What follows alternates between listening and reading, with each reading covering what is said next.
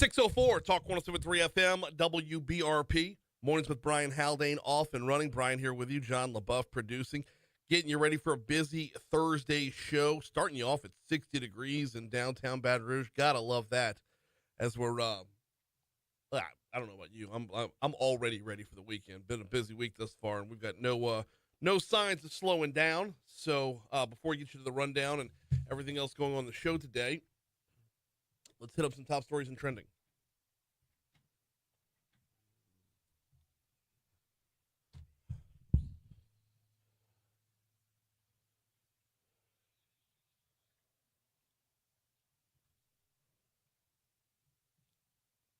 Number 5. The Metro Council approved $6 million of federal funding in development for affordable housing throughout East Baton Rouge Parish on Wednesday. That $6 million is going to go towards 132 units overall. That includes the Hotel Lincoln housing development, the villas at Mohican near Plank Road, the Dayton Street housing development, the Melrose 4 housing development, and the 1335 North Residences project at the historic Prince Hall Masonic Temple, and the Melrose 3 housing development as well. Number 4. Speaking of the Metro Council, they were taking on some blight during their meeting yesterday. Along Government Street, not far from Electric Depot, there's a series of buildings with knocked-out windows and ripped-off roofs. Relief could be on the way as the Metro Council addresses blighted properties within the city parish. The site, 1706 Government Street, sits vacant. Graffiti covers the interior walls. The roof is long since gone. It's in Metro Council District 10, that is Carolyn Coleman's district, and the city records show a complaint was first received back in 2022. Coleman says there are plans now to revitalize that building. Explaining the progress is on the way. She says the property was recently handed down to the current owners from a family member. It is going to be a bit of a process, though, before it's all fixed up. Number 3. The second tallest office building in Baton Rouge Skyline on Wednesday was sold for almost $20 million to an investment firm that was suing the building's previous owners over defaulted mortgage payments. Wilmington Trust National Association was the sole bidder for an East Baton Rouge Parish Sheriff's Office auction for One American Place on Main Street. The building, which was built in 1974 and renovated back in 2003, was sold for $19,966,667. The East Baton Rouge Clerk of Court's office back in July seized One American Place following a lawsuit that was filed in June. Number 2. An LSU student was arrested for threatening to kill Governor Jeff Landry on social media, arrest records show. 21-year-old Jackson Pemberton was arrested Tuesday at a Burbank Drive apartment complex after posting a message that read, "I'm going to kill you," at Jeff Landry on Twitter or X. Pemberton said they were upset about the governor's decision to bring a live tiger into Tiger Stadium during the Alabama game over the weekend. Added the post was made as a joke and was not intended as a credible threat to the governor. Pemberton was booked into the East Baton Rouge Parish Prison. Bond had not at the time that I printed this, bond had not yet been set. So that was last night. I can't imagine they've set the bond by this morning. Number 1. One person's in serious condition after a shooting by Plank Road in Winburn.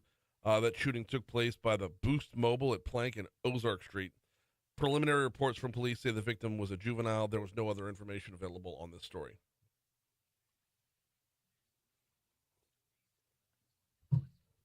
What's trending, John? Well, President-elect Donald Trump on Wednesday said he will nominate Republican Representative Matt Gaetz of Florida to serve as his Attorney General. That's interesting. That's an interesting pick. Really? On so many different levels. Man, yeah. Even when I read it, I was like, okay, all right. So I don't know if this is a move towards going after your political enemies because Matt Gaetz would be the guy for that. Yeah. Or if it's a move to get Matt Gaetz out of Congress, because if there's one thing we've seen in the last 4 years, he doesn't play well with others. In the Attorney General's role, he wouldn't have to. Yeah. So I don't know. I'm not the biggest Matt Gaetz fan out there, but nonetheless, this is very fascinating to say the least. Different move for sure. Yeah, absolutely. Republicans have elected South Dakota Senator John Thune as the next Senate Majority Leader as well. Saw that. They had the whole closed door meeting and whatnot. It was all hush hush and secret. Yeah. And then they come out with John Thune. That was surprising, I guess. If you had given me a list of 10 names and his was on it, I probably would have picked him by about 8th. So Yeah. Fascinating to see how this is going to all shake out. I mean, between this and Elon Musk's name is in there and just all these people surrounding the president-elect. Yep. Yeah, it's really fascinating. Hey, speaking of, comedian Tony Hinchcliffe refused to apologize for his controversial joke in which he referred to Puerto Rico as a floating island of garbage, but admitted Trump's Madison Square Garden rally wasn't the best place for that particular routine. So I saw it. Did you see his non-apology? When I didn't see it's video. It's floating all over TikTok right now, and I'm a big fan of Kill Tony, so I get that content all the time. Right. He says I love Puerto Rican, the Puerto Rican people, the good people, they're smart people. Yeah. They're smart enough to know when they're being used as political fodder, and that's what's happening right now. So I apologize to absolutely no one. And he went on to talk about how he offended so many other people in that set, but it was the Puerto Rican one. That's the one. That's the one they grabbed. Black people, white people, Palestinians, Israelis, his own mother. Like, he went through the whole list. It was really, he said, I apologize to no one. I go hard. That's the way it is. Yeah. And I'm not changing. So good for him. Yeah, no, and admitting, hey, maybe this was the place for it, but as far as the routine, the jokes, but isn't that like us, though, to pick out the one thing that maybe offends us more than the other things? We'll take that and we'll magnify that. And just, that's what we do, right? Yep. 611 Talk 107.3 FM, WBRP. We're going to talk a little LSU football in our next segment. Men's basketball is back at it tonight as well. Before we get to that, though, got to remind you about the folks over at Mathers. It is, we're moving into the holiday season right now. Thanksgiving prep is on the way. Make your Thanksgiving that much more stress-free. Make your Thanksgiving that much more amenable. Let Mathers handle it. You hop on Mathers.com. I don't know if I've ever sent somebody to Mathers.com. Hop on Mathers.com. There's a downloadable form to place your Thanksgiving order, whether you're talking about getting the bird, however you want your bird cooked, whether you're talking about getting your turkey or any of the sides along the way. They're here to lighten the load, and they do a great job of it, but they're here to lighten the load for you for your Thanksgiving dinner. Crawfish cornbread, oh, by the way, that's the pro tip right there. That's the move. The crawfish cornbread is amazing. It's all amazing. Start at Mathers.com. Pick your store because they've got downtown, they've got 3rd Street, and if you're outside of town, there's a couple more down the river and whatnot. But pick which store you're going to get from, and then download the form to fill out to place your Thanksgiving order today at Mathers. And oh, by the way, if you're swinging by Mathers for some lunch or whatever, you can get it there as well. So swing by, get your lunch, earn cash towards more groceries, and make Thanksgiving easier, all at Mathers.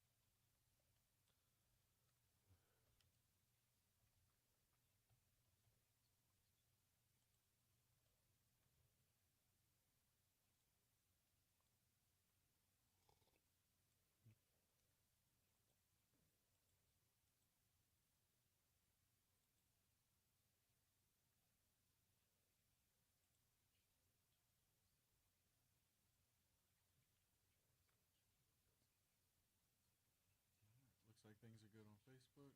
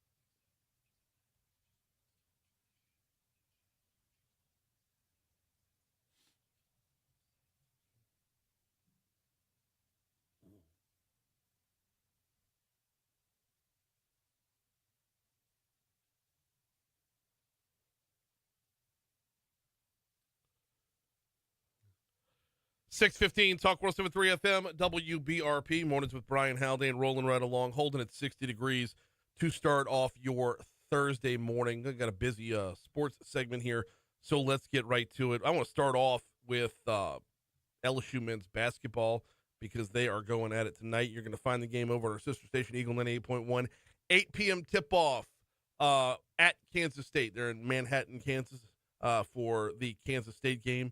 LSU taking on Kansas State tonight. The Tigers are 2-0 on the young season, and following this team, they're going to be a work in progress all season long.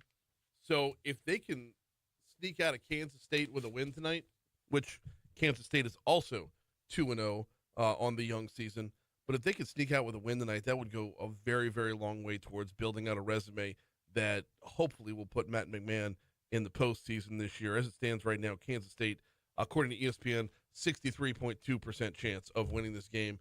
Not boding too well for the Tigers tonight, but giving a look at it, though, the way LSU has grown from their exhibition game through the first two games of the regular season, the product that you see on the floor tonight, or you hear on the floor tonight on our sister station, Eagle 98.1, not necessarily what the product's going to be by the end of the season. They're going to be fun to watch, especially if you like the three ball.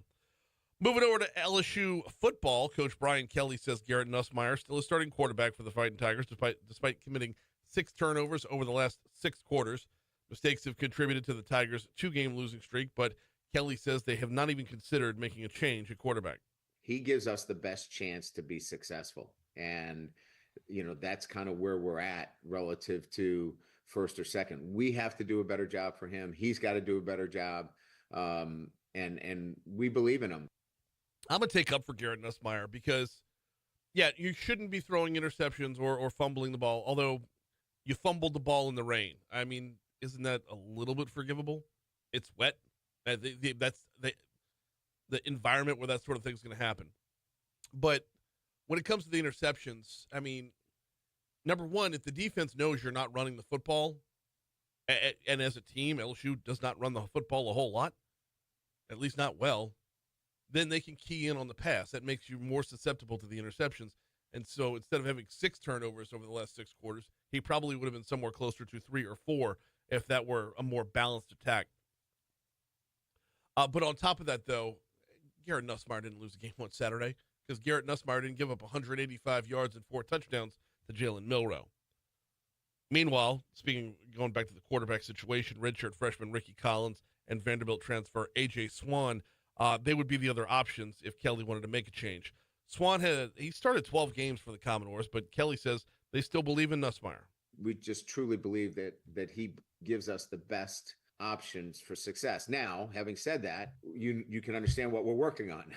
You don't need to have a degree in football of any kind to know that we can't continue to have the kind of mistakes on offense that we've had. So they're going to want to simplify things a little bit for this first-year starter quarterback as they move towards the last couple games of the season. If we're not seeing things the way we need to, then we're doing too much, right? It's always been my experience in 30-plus years of coaching that if it's not resonating, then you need to do less. Less is more.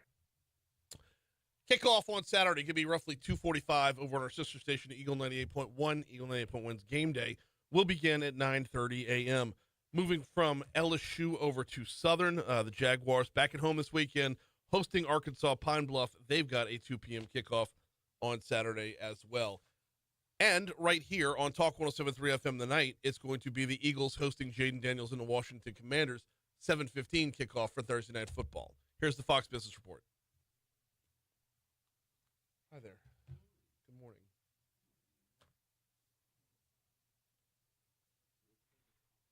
That's pecan praline. I take it you're not a fan?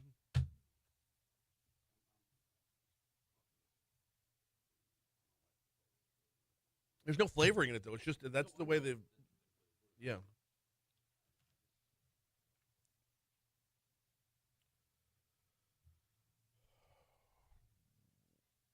There's 3 or 4 different ones in the drawer down there.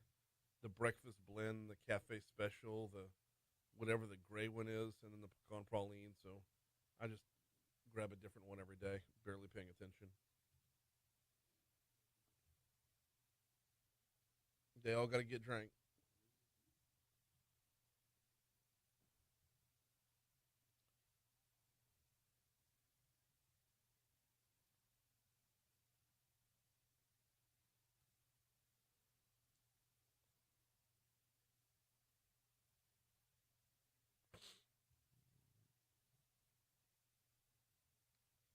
You want to start a segment early?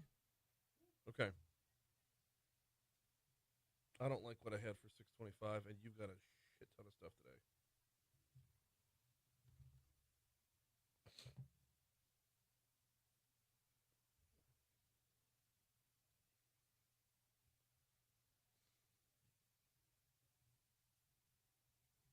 today. Hey, good morning, Christy. Welcome in, boo.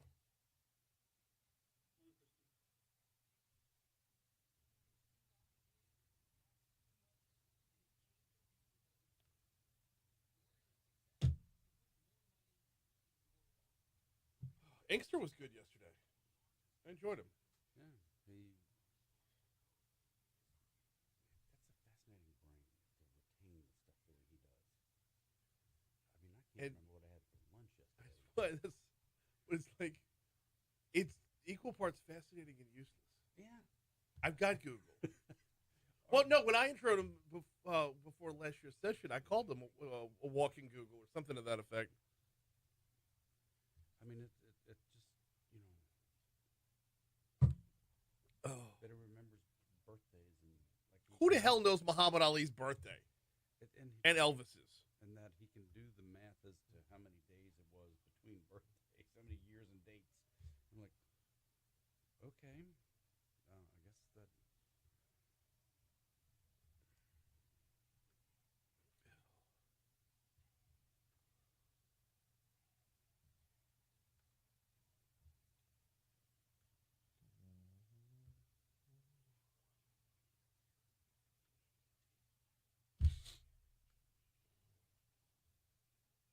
Where you want to start?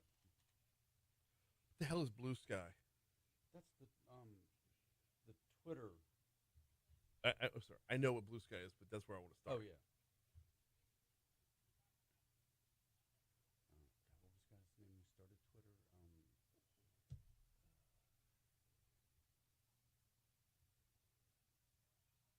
Dorsey? Yeah, Jack Dorsey.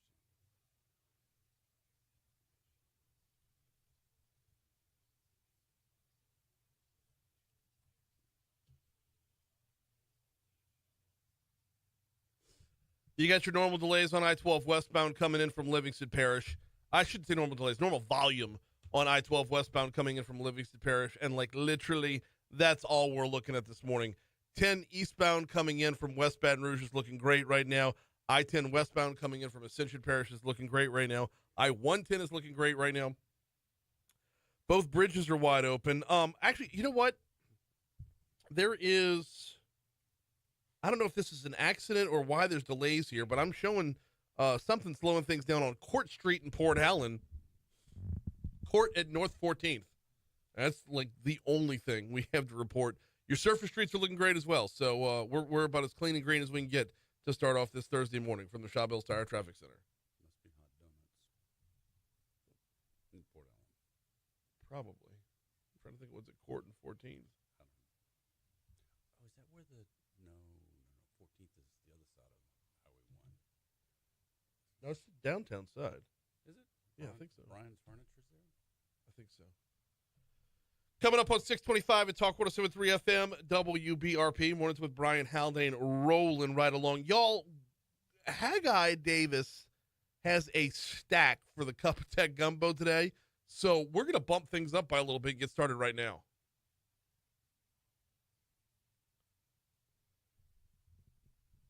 No, you're right. It is on the other side of Highway 1.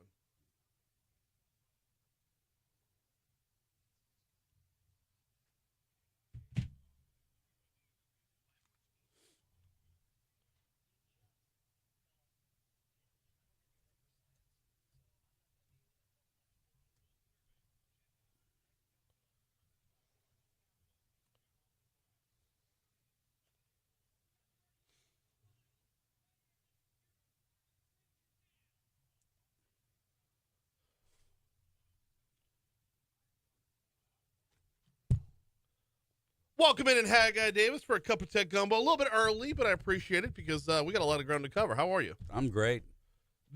All right, there's so much to get to, but I got to start here. Blue Sky just shows up out of nowhere. Ish. Yeah, kind of. Okay, Blue Sky exploded a week ago. Is that fair to say? That Okay. Yes. The hell is Blue Sky? So, if you remember, Jack Dorsey's the guy one of the original founders of Twitter. Yeah. When they sold, or when Elon Musk bought it, however you want to put it, and is attempting to destroy it as best he can, Jack Dorsey sat out his prescripted amount of time, and then he created another social media platform called Blue Sky. It looks almost identical to Twitter. Mm-hmm. And since the election, a little more than a week or so ago, they have added 700,000 new users. And, oh, by the way, Twitter X has lost a couple 100,000 users. And so it's been a real interesting what's happening out there, where the shifts are going. So, yeah, and I'm glad we're off the "is today the day that X is going to die" thing, because it's not. I mean, here we are 2 years later, and it's still it's going to die now, but it's surviving. And I can only imagine with this recent influx of all kinds of income, Elon's going to do his level best to make sure it stays afloat.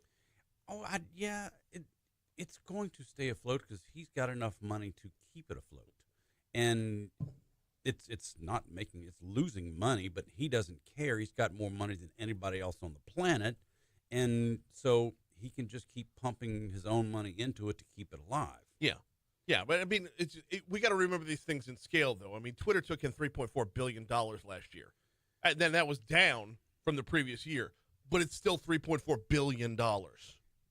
As opposed to how much expense it had and incurred. I don't know, because he fired everybody, so there's got to be a lot less expense. Well, the payroll certainly went down, but then you still have to pay for all of the services, the ins and outs of your bandwidth coming in, hosting this worldwide platform. I can't imagine that it was anywhere near profitable. Well, if your overhead at Twitter of all places, or X of all places, is in excess of $3.4 billion a year, that's a pretty hefty number. Yeah. So anyway, back to Blue Sky, because this is what's on the upswing here. Sure. How is it different? What are they doing differently? Does Jack Dorsey take things back to back to basics? So Blue Sky looks a lot like Twitter did. Does. It looks a lot like Twitter did 15 years ago. Right. And microblogging. Yes. That was the word. And so you're starting to see more and more people, hey, let's go try Blue Sky, give it a run. Obviously, there's a lot of political contention. People weren't happy with the way Elon Musk got involved in things, and so out of protest, Blue Sky started off where for the first 6 months, you had to get invited to come to their platform. And somewhere about 4 or 5 months into it, I finally got invited, and I joined, and it was like, okay, I've seen this before. All right, but if it's back to the basics, Twitter was great because of what it was. Yes. The 140 characters, or at the time it was even less than that. 124, I believe it was. it? Okay. I think it was 140, but it was a small. Yes. Regardless, you had to be concise in your thoughts, and it wasn't all about sharing the same videos you're going to see on every other platform. And now Twitter's at a place where it's A, 100% political, and B, the same you can get everywhere else. Right. So, hang on. We got to break for news, traffic, weather. Haggai Davison for a cup of tech gumbo. We're going to continue this discussion next right here on Talk 107.3 FM. Right now, here's the latest from ABC News.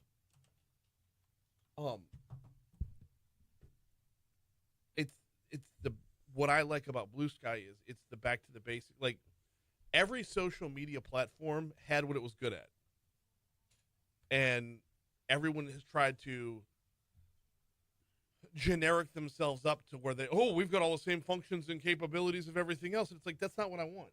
That's Blue Sky. Yeah. It just, the problem was, It looks good. It looks simple. It's back to the here's some quick characters. If put in a link, I can click on it, go to your big story somewhere. Right. That's all Twitter ever was. Right. Here's a quick post. Here's you will need some immediate news. Boom. Go here. Right. Yo, you want to find about there's a wildfire going in Texas. Click here and you can pull up Austins.com newspaper Right. kind of thing. Yes, that's all Twitter ever was, but you could find your information quickly there. Now it's so well. Now you got a following page and a For You page on Twitter, which infuriates me. Right. And now most of the news outlets have pulled away from Twitter. They've left because they were not getting the click-throughs that everyone thought they were getting. Right. I mean, when Well- NPR left Twitter, their traffic did not change at all. Well, It was less than 1%. don't know that NPR has a lot of. But the New York Times the same way. When the New York Times pulled out of Twitter, they had less than 1% of their traffic was coming through Twitter. Yes. Because of the way it looks now. And watch this. Why? And see, this is where I think he's making his biggest mistake. That's who I'm following. Right. I want to see who I'm following. Right. I don't care who And follows look, me. You see how it's all? Well, no. I want to see. Like, there's Right. ABC News right there. Okay. Mhm. I follow ABC News Yes. because I want news headlines. okay? Absolutely. The people that I follow, that's what I want to hear from. This For You page bullshit has got to go away because I didn't select that. An algorithm is guessing what I want based off of other things that I follow and based off of my individual, my demographics and whatnot. But here's the thing, Haggai. Watch this. When I toggle from my account to Talk 1073's account, all right, what's it on? For You. Mm-hmm. Now, I was on following over on mine, right? Now, let's go back to mine. It's back to For You. It's force feeding me that shit. Right. And Instagram and Facebook are worse than Twitter when it comes to this.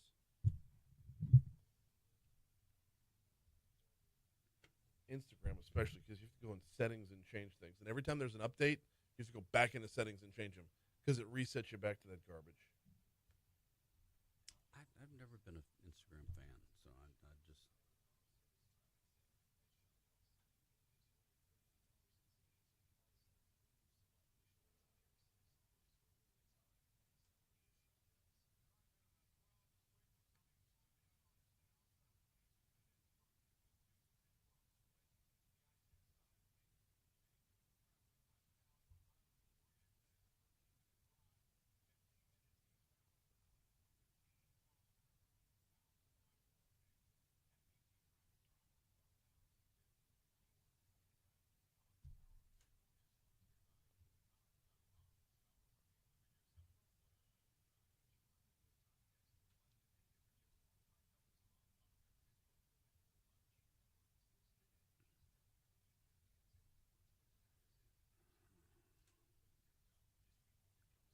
Fairly large power outage around Jubin Crossing.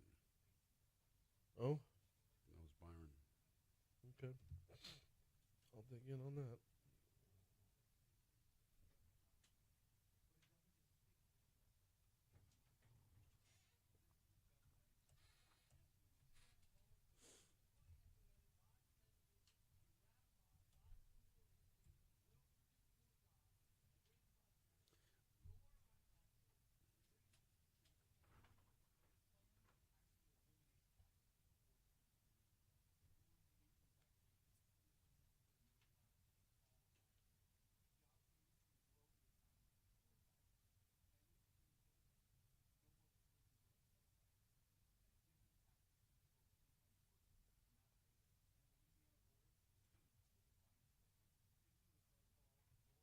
This is a new voice. Oh, it's a commercial. Okay, Yeah. I thought this was like the Louisiana Radio Network. I was like, wait, I don't recognize that No, voice. no.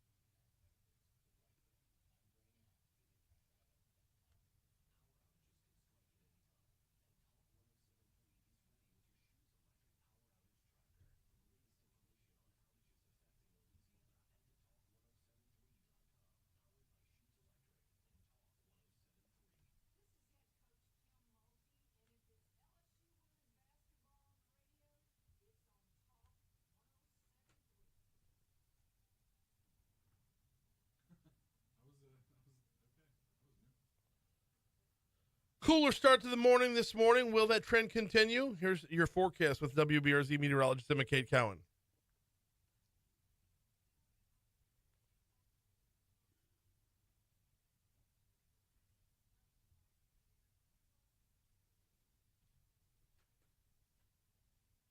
What story you want to go to now? I'll continue with blue sky.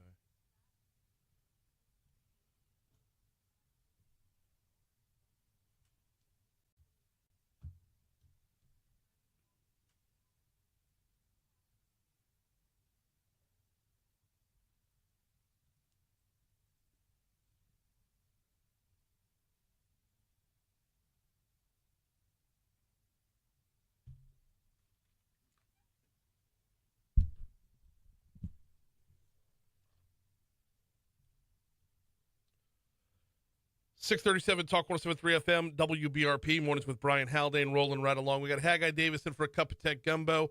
I got a number of different topics to cover this morning, but I want to stick with this social media topic because it opens up so many other questions. We're talking about Blue Sky, which is kind of the reset button on Twitter. I mean, if you're looking at them side by side, and what we've seen in social media over the last, I mean, especially the last 5 years to be sure, but probably over the last decade, is every social media site wanting to be all things to all people rather than everybody having their lane and staying in it. And I think TikTok probably changed the game on that the most, because once TikTok came around, you had Instagram and Facebook had to have Reels. And then in order to... And YouTube. And YouTube Shorts as well. Yeah, and then...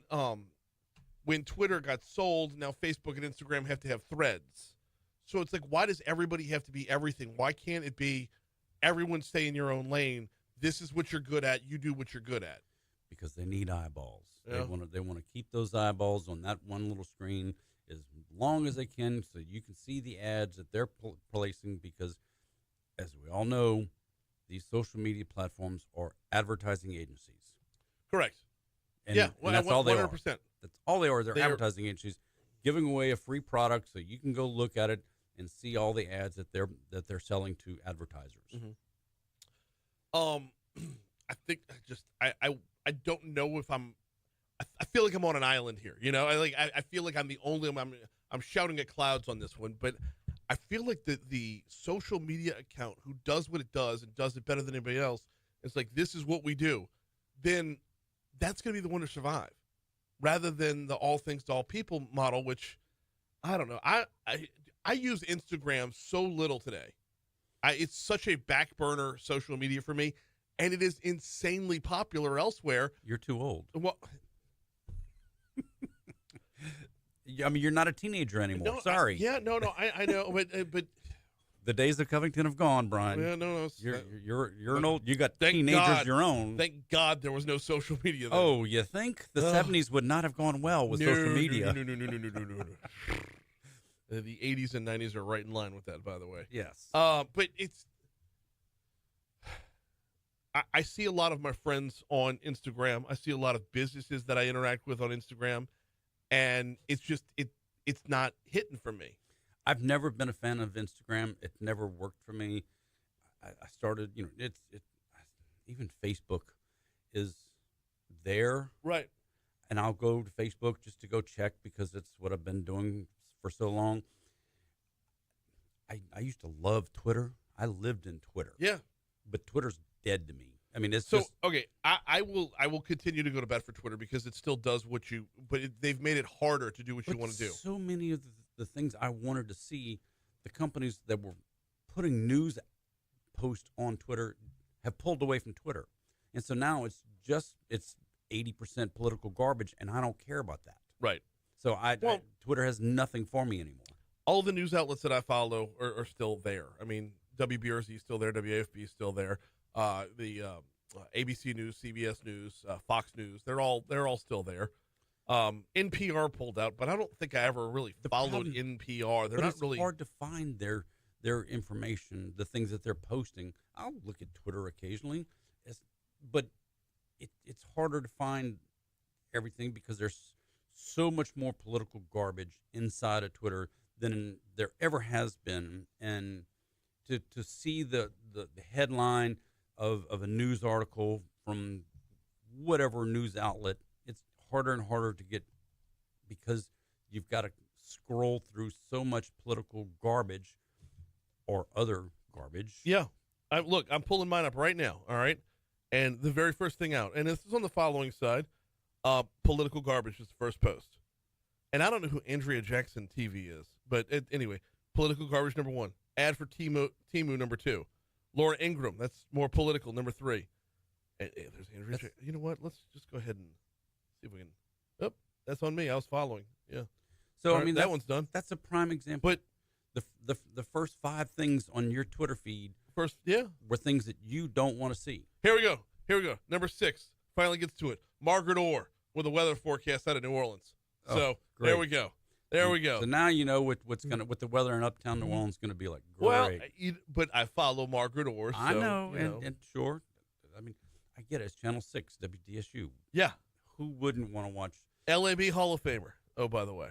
So, Sure. but no, that's what I'm saying though, is like a lot of this is slowly cultivated over the years, intentionally or unintentionally, by myself, like who I choose to follow, because that also feeds the algorithm for who they think I want to follow as well. So if it's all politics, do I need to look in the mirror and say, I'm too much with the politics? Well, that's a nice introspective look. Catholic, it's always my fault. We got Haggai Davison for a cup of that gumbo.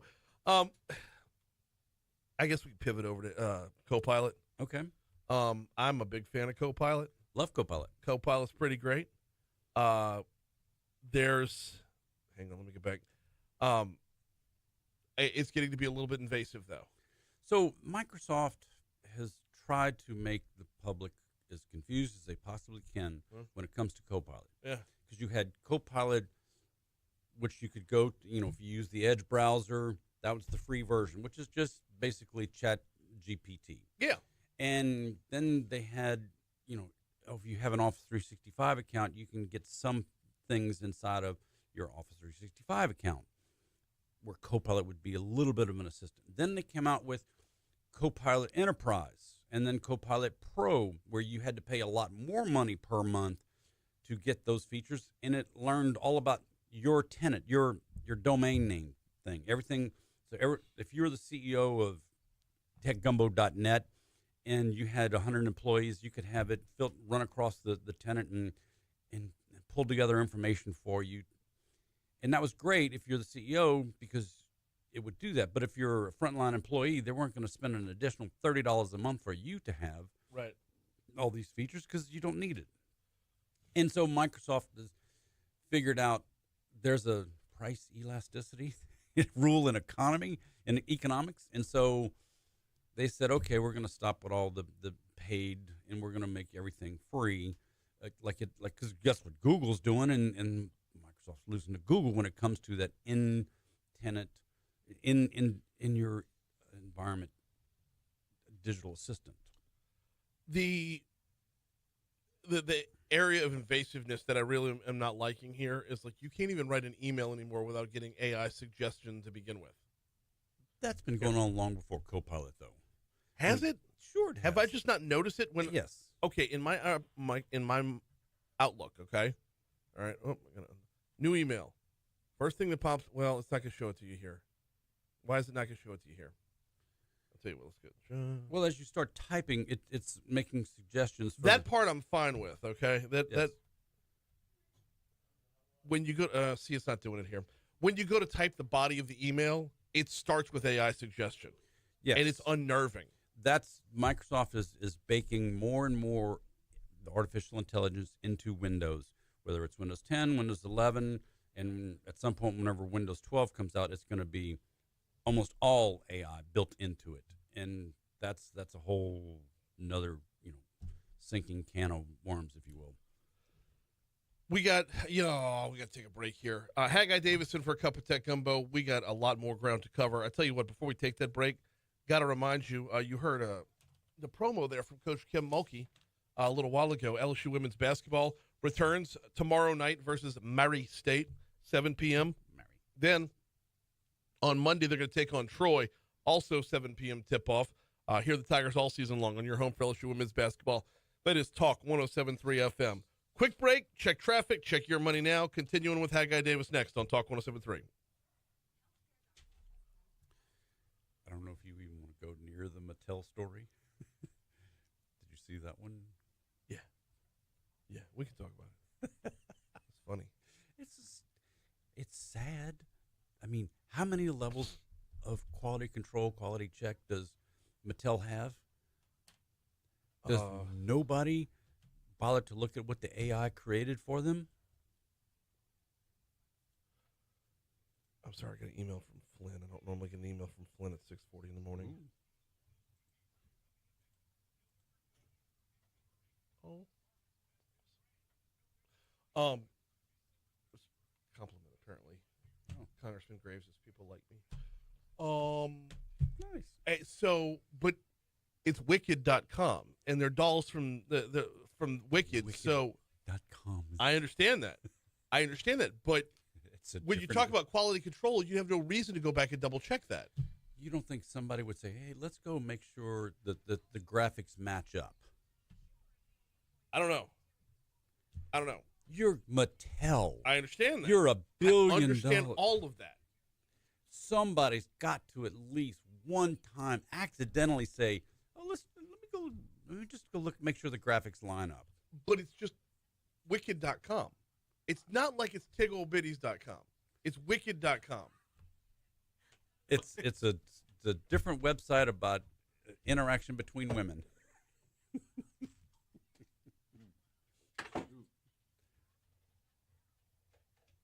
And one of them is not painted green. Well, maybe they is now. I don't know.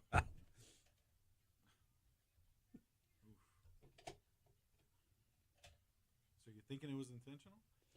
No. Is that or Artificial intelligence. Over the summer, Mattel said they're going to start using AI to start developing some of their graphics. so you think it kind of slipped through the cracks? They went to AI. They had, hey, generate this box for this toy for us, and nobody. Oh, the Wicked.com, of course. It's not thinking Wicked.com's a porn site, and so that went out on boxes all over. Yeah. Target and Walmart and all the stores that you can. Here's this Wicked.com, and so little Susie gets her box and let me pull up my phone and go to Wicked.com. Mommy, that's not the movie, is it? So yeah, we touched on that the other day, and caller called in about that, and Said it wasn't a porn site, but it's a more porn like site. It's a subscription video site. But you have to subscribe. It's not something that you. Yeah, go you're on. not It's just- just blatantly. Okay, just no kid is going to posted. see There's a porn by paywall. clicking. There's a Right. paywall there. No Okay. kid is going to see porn by clicking on it. I got my braces off. Oh, fantastic. You look great. Cool. Thank you. Hey, you okay? Yeah, I'm good. Okay. My neck's a little sore, but I'm good. How are you getting over there tonight? I'll probably just Ubers, or I'll ask if I can use the Eagle vehicle or something. So, I did, yeah. On what, Tuesday night? Oh, nice. It wasn't terrible, and it's fixable, so it's just not drivable. is it already in the shop? Not yet. I just got it towed back to my house. I just need to figure everything out. It just is bad timing because I'm leaving on Sunday. Well, for but that's also 5 good days. timing because you can just I drop don't it off. need it. and- Yeah, yeah, that's you don't true. need it for a couple days. Yeah. So, I don't know. It's fine though. I'm not seriously injured or anything, so it's a little bit of whiplash, but it's all good. I know. That's what they were saying last night. Oh And man. then you know how I have a neighbor that has 5 Range Rovers? I did not know you My had a name. neighbors have not my core And you neighbors. wonder why people are roaming your backyard from time to time? Okay, not That's my a core tell. Neighbors, Yeah. the neighbors That. next to me that do construction nonstop, they Yeah. also have 5 Range Rovers. And the first joke that everybody upstairs made was, well, at least you can borrow a car from one of your neighbors. Dang. 5 Range Rovers? Yeah, something's Yeah, up with 5. that. It's a little Yeah, if you got suspect. 5 Range Rovers, you're asking people to come roam around in your yard and rob from you. Yeah. Also, if there's construction material everywhere, Yeah. that's also like a, hey, come steal everything. That's saying alarms are disconnected. Right. Yeah. But yeah, I was going to show you that. I gotta go back upstairs though. Good to see you. Good to see you. Glad you're okay. Thank you. Yeah, no You kidding. still tuning into Whiskey and Wine? Mhm. Oh god, is that too much for you? I didn't stick around much of it this week. Yeah. I mean, I was after about 5 minutes, I was like, okay, I'm done. Yeah. I was done with the game, so it wasn't about whiskey and wine. I was Right. It was just the game was just Yeah, a yeah. horrible game. Oh, I enjoyed hearing. The funniest thing was watching T-Bob just totally go off. Oh yeah, melts. He's worth the price of admission. Yeah. I'll see y'all later. Bye.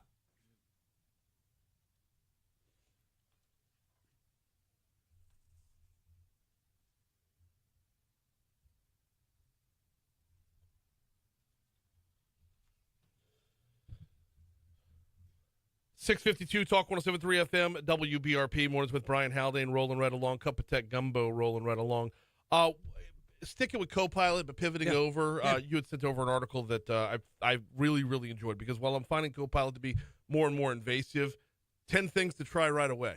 Yeah, it's really good to, as we said many times, AI these are tools. Mhm. Learn to use these tools, or these tools are going to use you. Yes. So go ahead and jump in and start playing with it. There's different settings that you can do when you get into Copilot.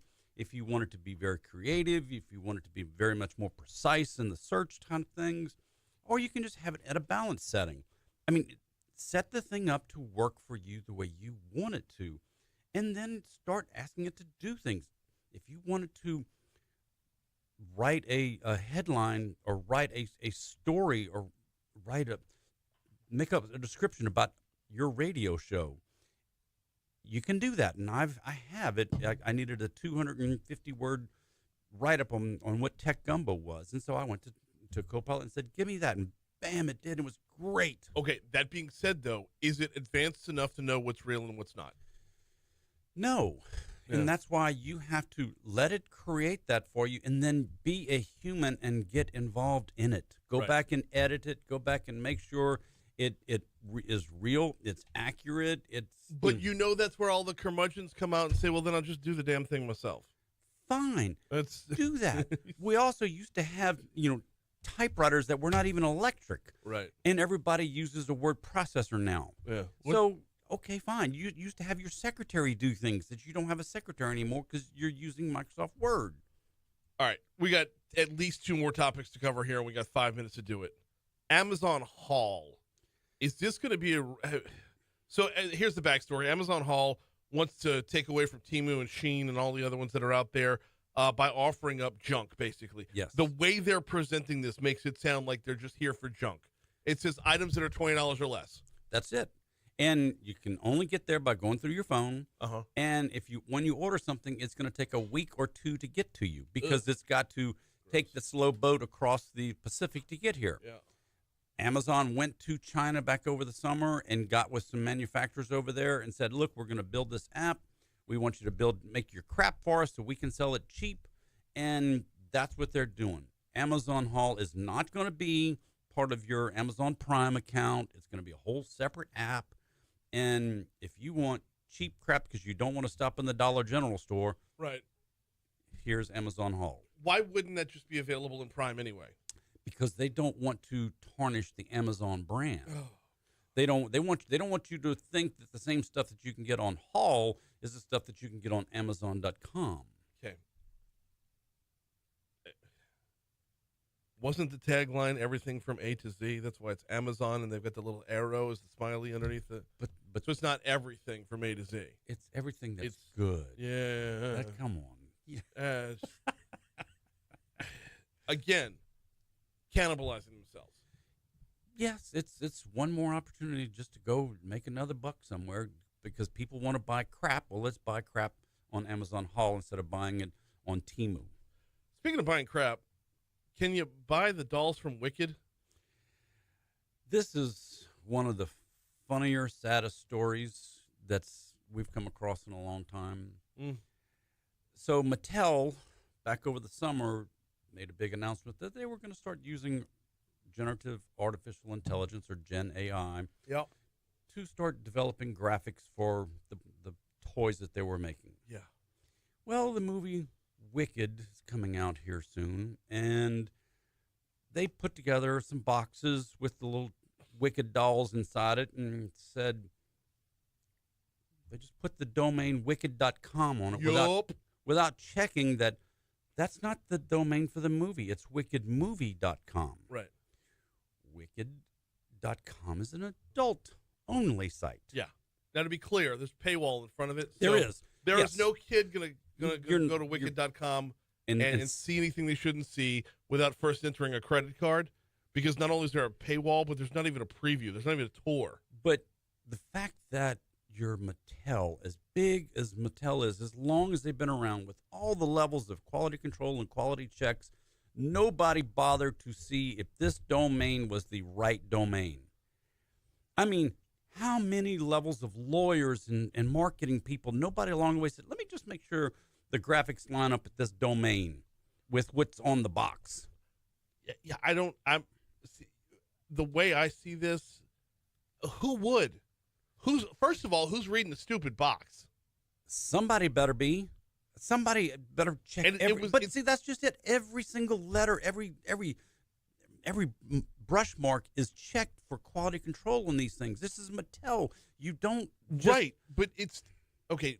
It's not like you can click on it. It's a box. You can't click on a box. But it's just a written out thing, and it's just wicked.com. And you're looking at a doll from Wicked. So if I'm looking at it, it's not like there's a dirty word there. It's not like it's misspelled. We just said, we're talking about Copilot. Yes, the generative AI creates something for you, but be a human and verify what it created. Yeah. And that's what happened here. Nobody bothered to say, oh, well, of course, wicked.com, that's got to be the movie, right? That's got to be the play, right? If I'm looking at it, that's what I'm thinking. But you're printing this on a box. Somebody needs to look and verify everything. You're Mattel. This isn't Brian and Haggai's toy shop where we just make stuff up on our own. Yeah. This is a blue blood that's been making toys longer than I've been around. Right. And to not even just check somebody along the way. Thousands of people had to look at this box before it got to being manufactured. I think 5 people, maybe 5 people tops, looked at the box, maybe. And that's a problem. That's when humans are not looking what the AI is generating to verify. That's where AI is going to cause real big problems for people. AI is a great tool, but it is not 100% perfect. These things have hallucinations. That's part of the problem. So you've got to go back and verify what whether it's ChatGPT or Gemini or Copilot or Lambda or any one of the AI, the LLMs that are out there.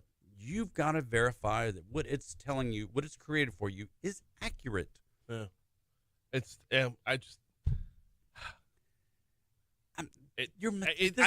can't make the argument against it because you're 100% right.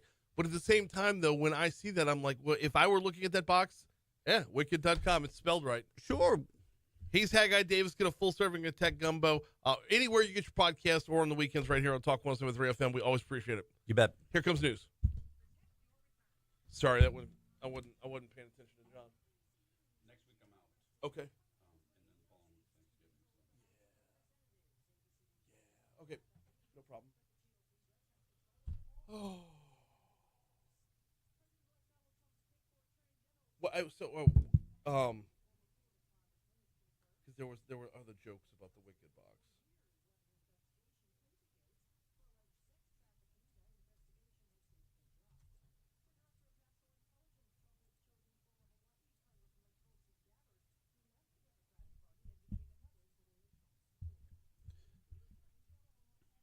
Where's the picture of the box?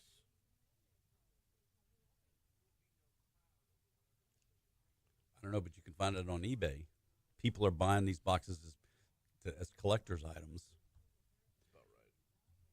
About right. Smartness. Do we have the option to turn the AI off? No, you don't. AI is not going away. You can't hide from it. You can't run from it. It's there. So you just have to learn to use it. Yeah.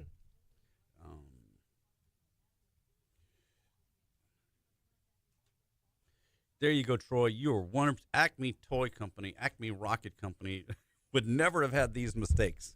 Roadrunner would not have allowed it. No. Wile E. Coyote would not have bought Wicked.com. Right, but here's the thing, though, man. Wile E. Coyote must have had free shipping. Well, and it was all overnight. Wile E. Coyote had Prime. He did. There's no way he had same-day Prime. Same-day Prime, Yeah. I know. Because that dude would order some crazy shit, and it would be there same day. Absolutely. That's not what my Barbie and Ken look like, Mommy. It would. Apparently that site would be. That's not what my Barbie and other Barbie look like. Yeah. As opposed to, I don't think there's many Kens. By the way, Wicked.com. All right.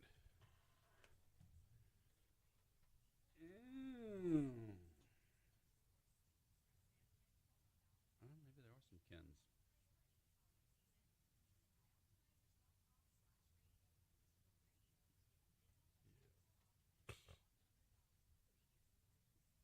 Been around for 25 years. So they've been around since before the musical. Yes.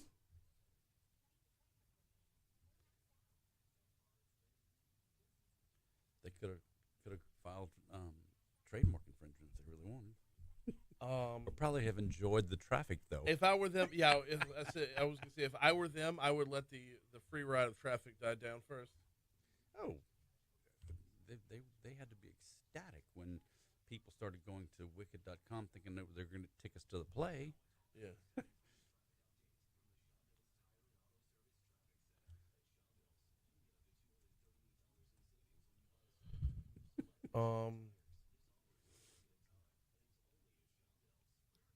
Let's see, Wicked is a musical with music and lyrics by Stephen Schwartz and a book by Winnie Holzman.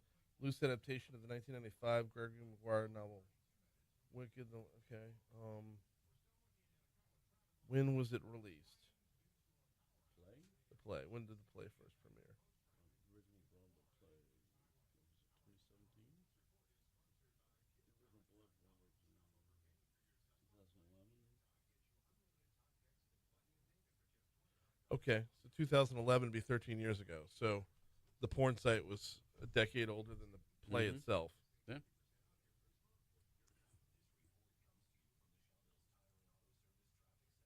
No, hang on. 2003 when they were on Broadway.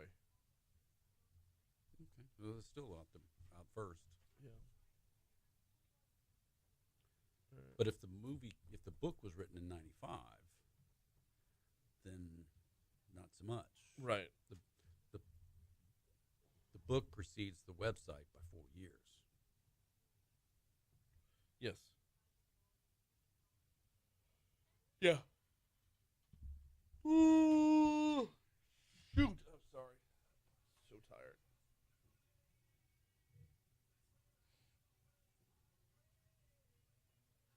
All right, out next week. Are you? No, you. Yeah.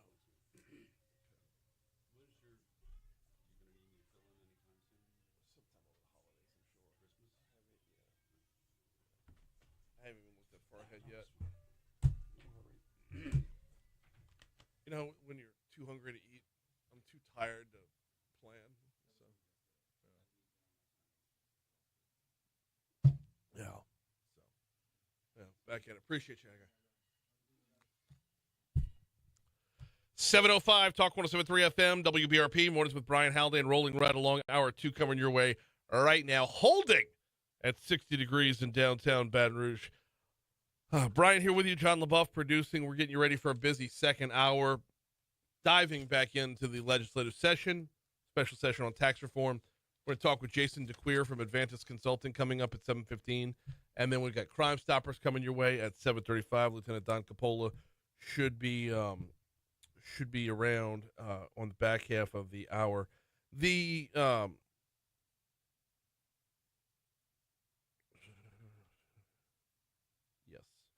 setting up for programming notes for tomorrow's show. We're already getting things lined up. Looking to have Sid Edwards on as it is runoff time. I want both candidates. I want Mayor Broom and Sid Edwards on basically weekly leading up to the runoff election to make sure that we can cover as much ground as is humanly possible, taking deep dives into as many topics as is humanly possible. Also on the show tomorrow, longtime actor Tim Matheson. You might remember him from way back in the days of Animal House. He's got a book out called Damn Glad to Meet You, which was Eric Stratton, right, from Animal House. He was also the vice president. He's vice president John Hoynes. I don't know why I bricked on that for a second. Vice President John Hoynes on the West Wing. So fun conversation with Tim Matheson. That's coming up tomorrow. I believe we're setting things up with State Representative Julie Emerson, the author of HB 1, as it makes its way through the legislative process. Looking forward to that. And Foodie Friday tomorrow. You ready for this one, John? I don't know. What we got? I'm excited. Chicken Shack. Okay. Oh, it's about man. to be on. It's about to go down. I'm a sucker for chicken, man. Like, what is So, it? but I Are don't we even talking know- fried chicken? I don't know. Well, so that's what they're known for, right? Yeah. But I honestly don't think we're having fried chicken tomorrow. I think we're having turkey necks and oxtails. Okay. Right? I'm here for it with the oxtail. Wow. I've never had an oxtail. Yeah. No, Good stuff. never. I've never had a turkey neck though. So Yeah. I'm super duper looking forward to this one. That's gonna be really good. Well, I mean, we started tinkering with the Looking idea forward of to this. like the Louisiana Beef Industry Council sponsors the segment Right. from Memorial Day through Labor Day. It's like, what do you want to do after Labor Day? It's like, let's stretch our legs and do something fun. And we've been having fun with it throughout. I mean, obviously when Rocco comes in, it's always a good time. Yeah, When we can catch up with Miss Stephanie from Zealand Street Market, that's awesome. The Raging Cajun came in. It's been a little bit different every single Always time, a right? treat. Always. And who was last Friday? Yeah. Mommies. Oh, Mammies. Yeah, Mommy's. Mommy's Mammies? Meat Pies. Yeah, my guy Mommy's? Thomas Rock, Yeah. Brother Rock from Cane Oh. River. Man. It's been fun, like every Wow. single time out. And so I'm super duper looking forward to this one. Which, by the way, we're gonna have to call the phone number for Chicken Shack Okay. because I don't know if you like this is. If you ever need a pick me up in your day, and I don't have their number on hand, but call Chicken Shack's phone number. They read the menu on like this outgoing voice message, but there's this inspirational message, and it's like genuinely uplifting every time. Oh, that's It's cool. awesome. As if the fried chicken wasn't enough. Yeah, I To know. uplift you, right? No, I know. Oh. It's a special place. So Doug will be in from Chicken Shack tomorrow. That's gonna be a lot of fun. Right now, though, we got to start off with top stories and trending.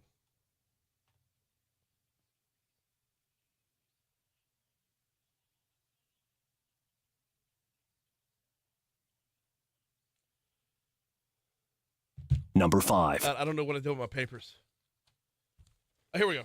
Whew. That's a close one. Metro Council approved $6 million worth of federal funding and development for affordable housing throughout East Baton Rouge Parish yesterday. That $6 million is going to go towards 132 units around town. Included in those 132 units are places like the Hotel Lincoln, which is a couple blocks away, the Villas at Mohican, that's near Plank Road, the Dayton Street housing development, the Melrose 4 housing development, the 1335 North Residences project at the historic Prince Hall Masonic Temple, and the Melrose 3 housing development as well. Number 4. The second tallest office building in the Baton Rouge skyline was sold yesterday for just shy of $20 million to an outfit called Wilmington Trust National Association. They were the sole bidder in the auction, $19,966,667.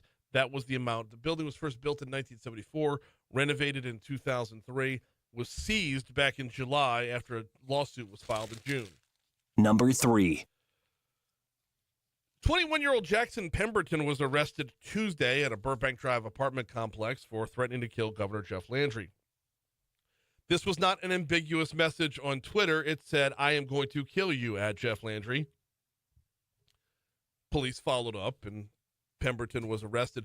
Pemberton said they were upset about the governor's decision to bring a live tiger in a Tiger Stadium during the Alabama game over the weekend, added that the post was made as a joke and was not intended as a credible threat to the governor. Number 2. Number 2 is, oh, my goodness. Excuse me. One person's in serious condition after a shooting on Plank near Winborn. It's actually the Boost Mobile on Plank and Ozark Street. Preliminary reports from police said that victim was a juvenile. There was no other information available at the time that we went on air this morning. Number 1. Yep, we do have another storm, y'all. It is out there. We have got Tropical Depression 19, likely going to become Tropical Storm Sarah sometime throughout the morning this morning. Actually, let me update to get the, it's okay, 7 a.m. numbers are the same. Maximum sustained winds right now are 35 miles per hour. This is going to remain, or it's going to grow into a tropical storm probably later on today. It's going to move across Honduras and then across the Yucatan, might touch up, well, actually the whole Yucatan. It looks like it's under a tropical storm warning or watch right now. But it is going to move into the Gulf of Mexico, which is remarkably late for a storm to be in the Gulf of Mexico. But one of the things we've been seeing this year is rather than storms making their way across the entire Atlantic, the bubble ups in the Caribbean and then coming north have been a thing. So probably not going to be a problem for us here in Louisiana. It's expected to just cut across the Gulf and go hit Florida on its way out. But we are, of course, keeping an eye on it.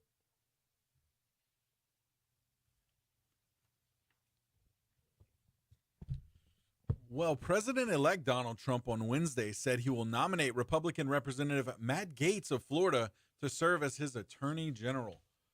Yeah, I don't know what to think about this. Yeah, because well, it's a lot to think about. Well, one of the I tell you my favorite part about it, because I am not a huge Matt Gaetz fan because he's been basically just an obstructionist in Congress. Yeah, he's out of Congress. I mean, if Matt Gaetz was one of the guys who was jamming up bills that would otherwise be great and help this country, but if he's one of the people that was jamming them up, that group of people, like, remember Kevin McCarthy was Speaker of the House, right? And he was basically held hostage every day. Matt Gaetz was one of the guys holding him hostage every day. So you get him out of Congress, Congress gets a lot better. I'm looking for a bright side. Yeah, aren't we all, Brian? Aren't we all looking for a silver lining here? Hey, Republicans have also elected South Dakota Senator John Thune as the next Senate Majority Leader. Yeah, very hush-hush behind closed doors meeting yesterday, like they were picking a new pope. We got John Thune to head up the Senate. Yeah. I don't know a whole lot about John Thune. I don't watch enough of the national political shows because they're all food fights. They're all just people shouting at each other. It's like I could watch Real Housewives and take away the same effect, right? It's the same thing, right? It's the same thing. You're just shouting at each other. Just guys in suits this time. Yeah. Yeah. Oh, man. Hey, look, comedian Tony Hinchcliffe refused to apologize for his controversial joke in which he referred to Puerto Rico as a floating island of garbage, but admitted Trump's Madison Square Garden rally wasn't the best place for that particular joke. So I watched the video of it was on the Kill Tony podcast, right? Yep. And boy, to hear it in his words, I was a Tony Hinchcliffe fan before this, even more so now, because he said point blank, there's a giant problem in Puerto Rico with overflowing landfills, and apparently I'm the only one who knew about it. Right? Like that. But he says, I'm not apologizing to Puerto Rico. I love the Puerto Rican people. They're smart people. In fact, they're smart enough to know when they're being used as political fodder, and that's what's happening right now. He went on to say, I apologize to absolutely no one, not Puerto Ricans, not white people, not black people, not Palestinians, not Israelis, not even my own mother, because I made fun of all these people in that same set. And as a comedian, should you have to? I mean, it's comedy. That's what it right. is. It should be unapologetic, No, right? no, I understand. Like, I understand, but to go along with the whole it was the wrong venue thing. But they that's not on magnified him. that. I know. Magnify that. And that's So, what we do, right? In yeah. order to be offended, we magnify these minute issues. And yeah. What a time to be alive. 7:15 Talk 107.3 FM WBRP. Time to dive back into the special session on tax reform. Jason DeCuir joins us next.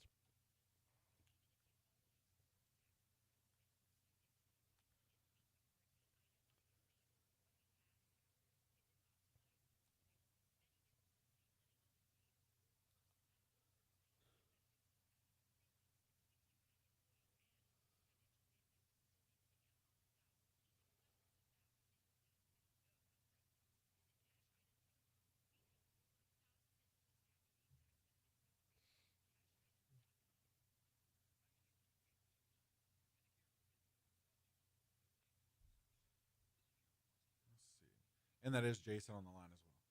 So he's ready.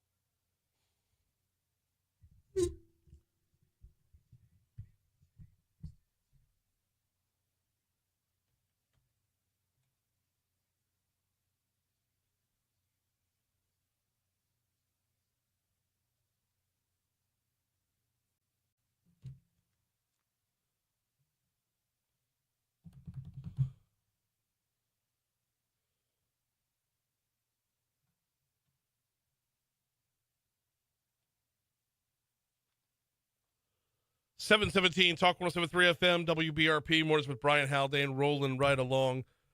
Got a text during the break that. All right, I'm gonna. This is way too long of a response, so we're gonna push pause on that. It's time to dive back into. It's time to dive back into the special session on tax reform. Joining us as he does most Thursdays, Mary pinch hit last week.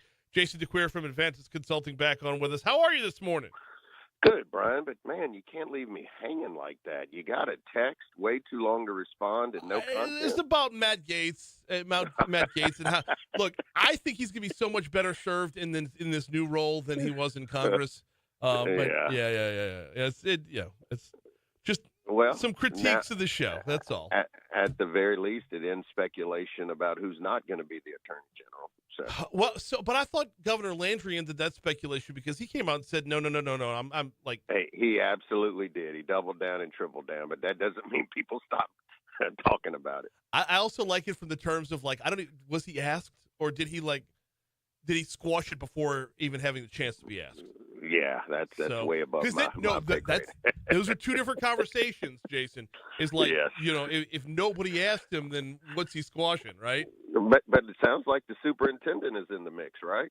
So I heard that, and I've seen that in a couple different articles online as well. Man, that would be a feather in Louisiana's cap to be sure. Yeah. So yeah. Well, you ready for a new tax structure, Brian? I don't know now, Jason, because what I'm seeing, I've got so many mixed emotions about how things are proceeding, the way they're proceeding. So bring me up to speed on everything, or as much as you can, that has transpired thus far. Yeah, I was kind of searching for the right word before I hopped on with you this morning, and the word just kind of impressive, I guess, is the word that comes to mind. And the reason I say that is because, they really only started. I mean, they went in and gavelled in on Wednesday, and that's kind of, hey, read the bills in last Wednesday. Yeah. And they started hearing bills the next day on Thursday. And to say 80% of the package is in the Senate already, I mean, that is on a rocket docket pace. To see it move that fast. That lets you know they had a plan. They talked to most of the House members, and for the most part, the package has stayed intact. I mean, there's been a couple nibbles here or there, some small amendments, nothing major, but the package for the most part is intact as they filed it. The only two remaining pieces, which are not small pieces, it's where the money is, or the two remaining sales tax bill. One to remove a bunch of sales tax exemptions, and you may have seen they weren't going to renew the 0.45. They're now going to make it 0.40, so slightly cutting it a little bit. and then the services bill is on the floor. Those are on the floor today. I expect them to be heard today, and at some point today, the entire package will be teed up for the Senate. But that's go back to the word impressive. That is impressive. It is how fast this has moved, and look, that's not just through Ways and Means and then the House floor.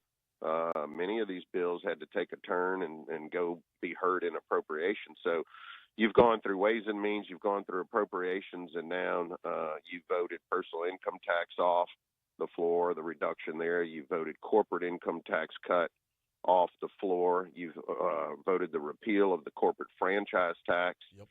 We talked about the Article 7 constitutional rewrite. That's over in the Senate. And then the property tax bill, which is, set to be the companion for Article 7. All of that now is over in the Senate. And then obviously the other one I forgot about was severance. That's sitting on the House floor with the two sales tax bills, but that's the bulk of the package, and it's over in the Senate side. Talk with Jason DeCuir from Advantage Consulting about the ongoing special session on tax reform. We turn to Jason whenever it comes to tax-related matters within the legislature. The services that are going to get taxed here, Jason, it's 41 different services. Did I see that right? It is. Right now, Louisiana taxes 8 services, and most of those are related to tangible personal property repairs and that sort of thing.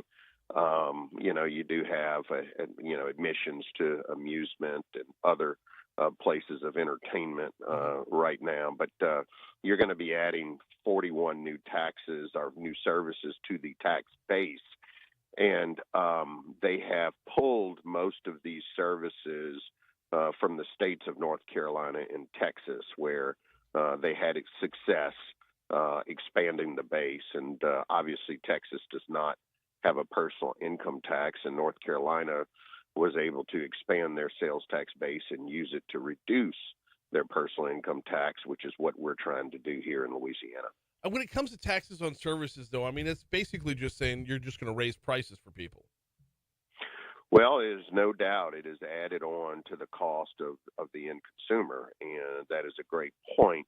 And why typically you would like to see, if you are going to broaden the base, most, the good tax policy think tanks are very high on making sure if you're going to expand the base, add it at the end of the line, at the end final consumption of that service. Right. What you get concerned is when businesses have to buy some of these services from other businesses as a part of whatever they are selling into the marketplace, because then you get into pyramiding and it makes the final thing that's being delivered even more expensive because it's been taxed multiple places along the way. But there is on services a mix of some end consumer stuff, like we talked about the Netflix and the things, the pet grooming and the spas. But there are also some services that businesses would also consume in their everyday delivery of whatever product they're putting into the market. And that did draw a lot of attention and discussion in the Ways and Means this week. I couldn't help but find a level of hilarity in the idea that lobbying is going to be taxed. Yeah. So they said they got that idea from North Carolina as well. So they do tax lobbying, but that will be the only professional service right now. There was some discussion about, well, are you going to start hitting the lawyers and the architects and the engineers and the CPAs? But does not seem to be an appetite for that, nor do I think that's probably a place we want to start trending in. That would just make many of those other products that businesses put out in the marketplace more expensive. Well, if only the lobbyists knew a group of people who could go in front of legislators to make their argument and convince them to vote one way or another.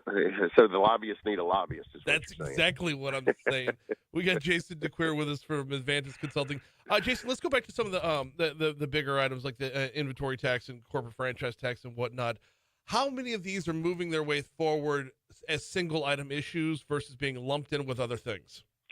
Yeah, good question. So the corporate franchise tax is basically a bill that kind of is standing on its own, just the elimination of it. Now, the pay for the corporate franchise tax, a big chunk of that is the elimination of the inventory tax credit. That has built a lot of discussion, let's say, in the Capitol over the last weeks.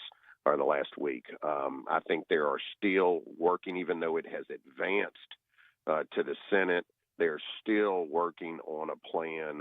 My understanding, we may see some new things today as it relates to that. The problem, Brian, as you know, the way they have this set up is parishes would have the option to opt out of tax and inventory, and not every parish may do that.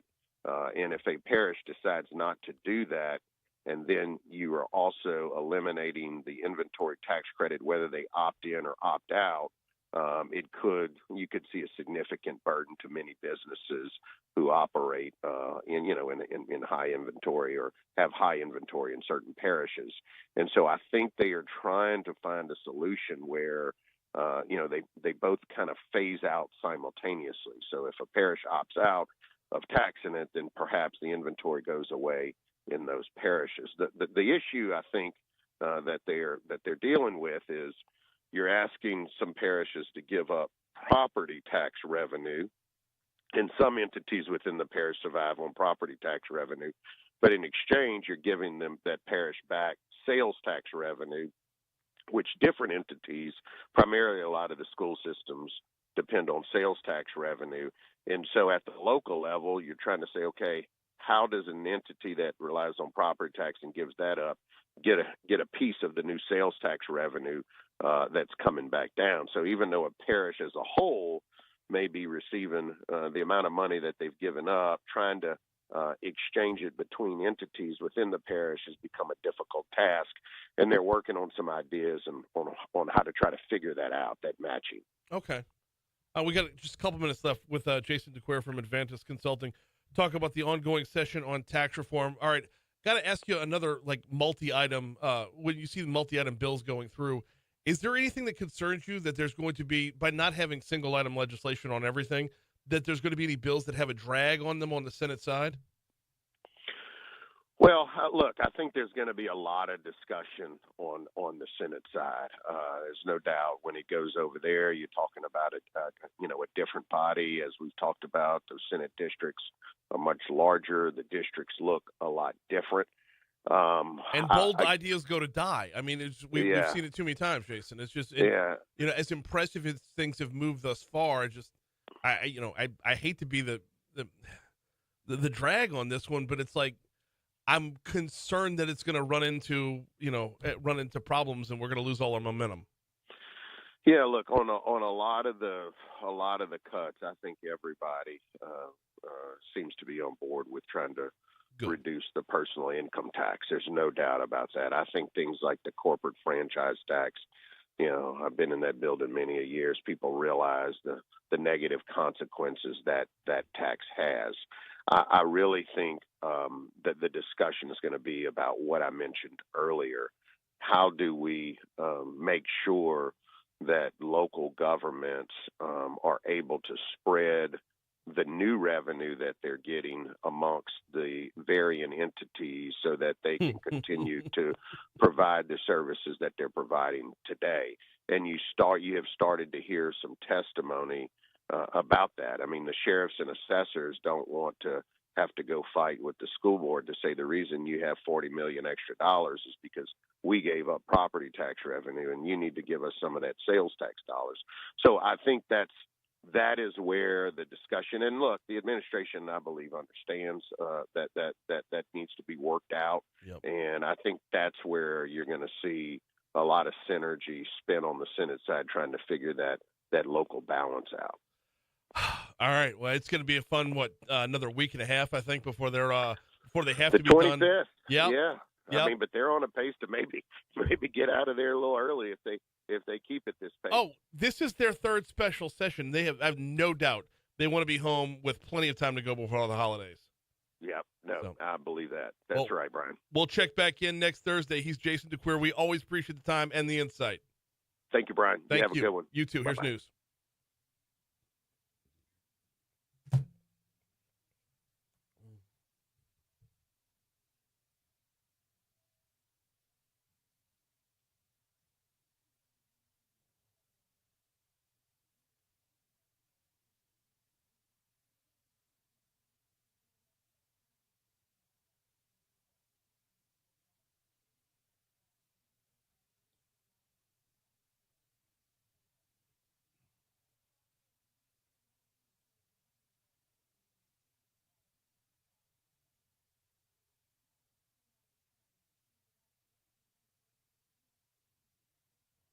What you say, Don?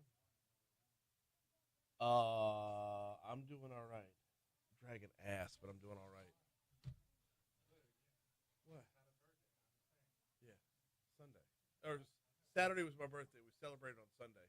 I came in here Monday morning, still tasting whiskey. So.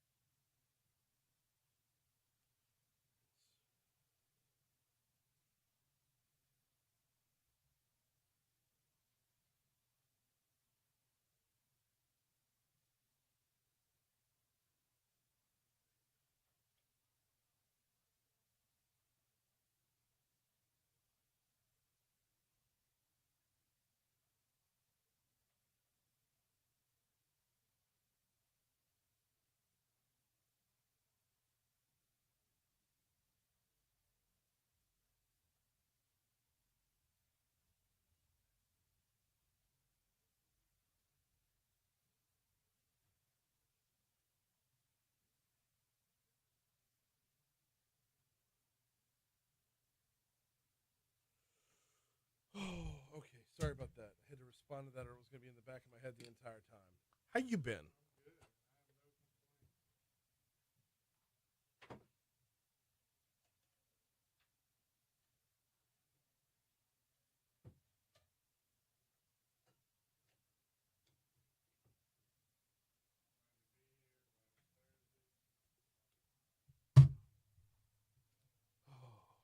Yeah, I worked LSU women's basketball on Friday.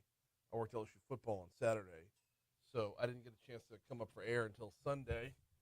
And then we didn't do anything. I just catched up on episodes of Blue Bloods with my wife, and we're just pouring a drink here, a drink there, and before you know it, it's like, all right, Brian, it's midnight, and you're gonna be at work in 5 hours, and yeah, it's a good day. Absolutely. Well, normally it's tequila and Blue Bloods on Friday nights. So, yeah. No, kind of an offshoot of a ranch water. Tequila, chopped up strawberry, like a diced strawberry, and lime flavored LaCroix. It's, yeah.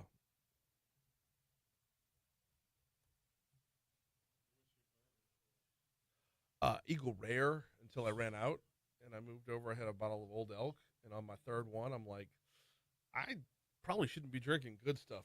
If I'm Eagle Rare's amazing. It's my favorite. Old Elk used to be my favorite. Eagle Rare is my favorite now.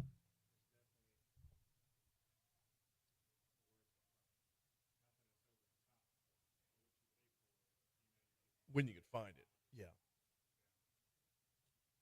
And I'm not going for like the super spicy ones, like. So.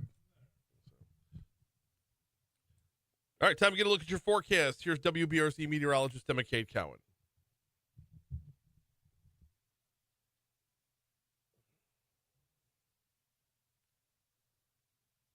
Had Chief Morrison on Tuesday. Really well. He lit up that Safe BR report about dissolving BRPD and moving it over into the sheriff's office. No, it's not a good idea. You got a bunch of people that want to help, and I'm never gonna like question Neil Patel's want to help. He wants to do good, and they've seen other places where it's worked. That doesn't mean it's gonna work here. Too much drugs, too much gangs. And the sheriff is okay. 738 Talk 107.3 FM WBRP. Mornings with Brian Haldane rolling right along. Hey, coming up next hour, Ag Commissioner Dr. Mike Strain will be in the house. We got a lot to talk about. It is Dr. Strain comes on once a month, and since this is his November visit, we've obviously got to talk about how much Louisiana is on your Thanksgiving Day table. How many Louisiana-grown products? Talking about the rice, talking about the sweet potatoes, whatever it might be. Talking about the oysters in your oyster dressing, like whatever it might be. How much Louisiana is on your Thanksgiving Day table? That's coming up next hour, along with a slew of other topics. Right now, though, it is time for Crimestoppers.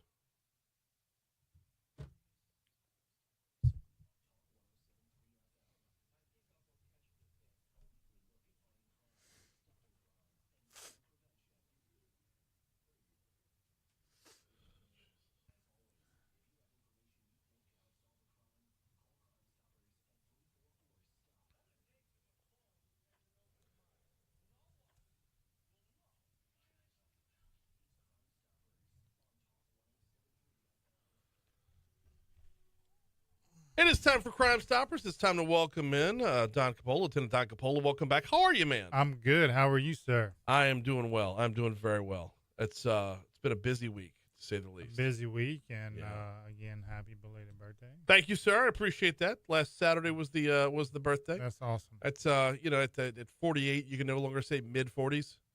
Well, it's- I mean, it depends how you look at it. I don't know. It's when I woke up Monday morning, I wasn't feeling mid 40s for sure. But Nonetheless, But it's okay. You woke up, and that's a good thing. That's the important part right there for sure. Oh man, what do we get going on today? What are we even talking about today? We have a lot to talk about. First off, we want to mention our Capital Region Crimestoppers Facebook page. Yes, We're I'm on it right now. We're on it. Last night, we posted a attempted to identify a burglary suspect. Yeah. From Hibiscus Drive. This individual, he's seen on a bicycle, taking merchandise, from a residence on Hibiscus, which totaled around $6,000. Yeah. He could be responsible for other crimes in and around that area. So, anybody have information on his identity? So there's two pictures of the guy, and they're he's wearing different shirts. So this is somebody that has been wanted for, multiple incidents, I'm guessing. He's been seen around that area. Investigators believe that he's responsible for this one burglary, but could be responsible for others or other similar crimes in and around that area. Yeah. So obviously with two different shirts on, he's on a bicycle, frequents that area a lot. So if you're in that area, I know a lot of neighborhoods have the Nextdoor app. I love the Nextdoor app. It's a great app, but don't think that's your only option, because we want you to download our P3 tips. If you see this individual, let us know so we can get that information to investigators. The thing about the Nextdoor app, and I'm glad you brought that up, is because oftentimes people will see something happen and they'll post it on Nextdoor and then they feel like they've done their job. And that's Nextdoor, while it's a great communication tool, is not law enforcement. It's not law enforcement. So you did a partial job, right? But let's take it the next step and get it to Crimestoppers, or depending on the situation, Brian, you can always call 911. Absolutely, yes. But you got to let somebody who is in a position of authority, somebody wearing a badge, you've got to let somebody know who can do something about it, and not just a group of people who can complain about it in some kind of social media thread. Correct. Exactly. So again, as you mentioned, download the P3 Tips app. It's an anonymous app. It's better to have and not need than need and not have. Absolutely. So in addition to the Nextdoor app, go ahead and share that information with Crimestoppers. And again, depending on the situation, if it's an emergency type situation, 911 should be your first call. Always. What else we got going on? So we're going to skip down. Baton Rouge police are looking for two females, Rachel Henderson, who's 47 years old, and a Casey Jenkins, 28 years old. These ladies are wanted on 29 counts of felony theft, 58 counts of access device fraud, and a count of criminal conspiracy. Investigators believe that these two are or were employees of a local fast food restaurant in the Baton Rouge area. Okay. A customer comes in, places an order, gives their credit card, debit card to pay, and gets their food and leaves without getting their card back. Later, realizes, I left my card. Believe that these two took pictures of the card and later use their information to make purchases. Right. This isn't the first that investigators believe that these two ladies have did this, which brings us to another point. As far as if you're using your credit or debit card, if you're at a restaurant or wherever you are, the waitress or waiter takes the card away, brings the card back, you sign. Just double check those statements. Oh, yeah. To make sure that you're not a victim of this. Not to say that that's what's happening, but if you're not seeing your card, you're not making a purchase. I know, you're at a department store, your card never leaves you. You're seeing that some restaurants, they come up and you pay at the table. But if they take that card away, not to say they're doing any wrongdoings, but just get in the habit to check those statements to make sure that you don't become a victim of this. The yes, and by the way, once you've had your identity stolen, it's I hate that it takes that kind of lesson to get on that level of alert. But speaking as someone who has had this happen to them before from something very, very innocuous, is how it started. Had my card lifted from me off of an Uber ride. Yes. Weirdly enough, Washington, D.C. This was right before the pandemic. So it was Washington Mardi Gras in 2020. And come home. And so these two are wanted for felony theft. I'm guessing they dove in a lot deeper. What happened to me was hit my card for $10 a day, $20 a day. And it was just like all these small increments over the course of a month. Testing the waters. Right. And over the course of the month, eventually just drained my account because it started small, but it was like, okay, here's a hit for $10. And then here's 3 more hits for $10. And then the next day it's like, here's one for $20. And there's 3 more to follow for $20. And then by the end of the month, it just completely drained everything out of there. Now, I'm very much more proactive now because of that. Yes. But I can also say that on December 23rd of this year, that guy's going to get back out of jail. Yep. So, and most financial institutions are good about this, but don't put all your faith into them. Stay on top of things, and if you recognize something right, suspicious before you get the call from that financial institution, reach out to them, cut the card, have it reissued, just to make sure that you don't get in that situation. Yeah, no, because as absolutely. you said, once your identity is stolen, and then you have to prove that it's actually you to them, that's a challenge in itself. Yeah. So because it sets things up to be so much harder down the road, because what you end up doing is you end up setting it up to where you have such safeguards that if you have unusual spending on your own part, it's that much harder to get it done. It's that much harder. Yeah. Especially with the holidays coming up, a lot of people choose to shop online, and that'll be another segment we'll get into to ensure your safety. Yeah, no. As we get closer closer to Black Friday, exactly. Baton Rouge Police is also looking for Lemoyne Warner Jr. 34 years old. Charges of domestic abuse battery involving a pregnant victim. Investigators believe that he was at a female acquaintance who was expecting. Verbal argument ensued, turned physical. He maybe had a little too much to drink. mm-hmm. Punched her in the face with a closed fist a few times, causing some injury to her. Brian, again, this is time and time again, this domestic violence, and when is it going to stop?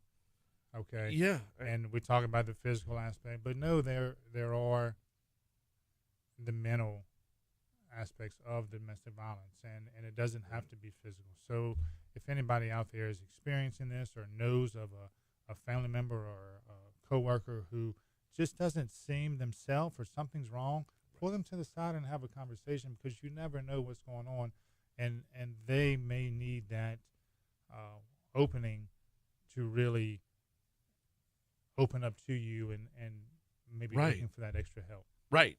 But, before something even, like, you don't have to wait for a crime to happen. You don't have to wait for a crime to happen. Not at all. Absolutely. We got about 1 minute left. Will we squeeze in one more? Yeah, we talked about Lawrence London, wanted out of Ascension Parish, 35 years old, on charges of domestic abuse, aggravated assault, and domestic abuse, battery strangulation.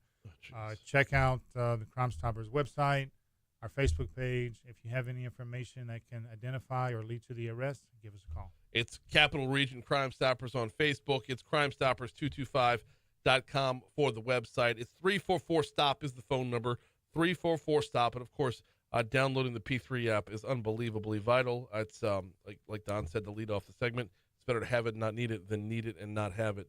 I can tell you I have the P3 app, and I've yet to have a reason to use it. But I know that I've got it at the ready should I ever need it.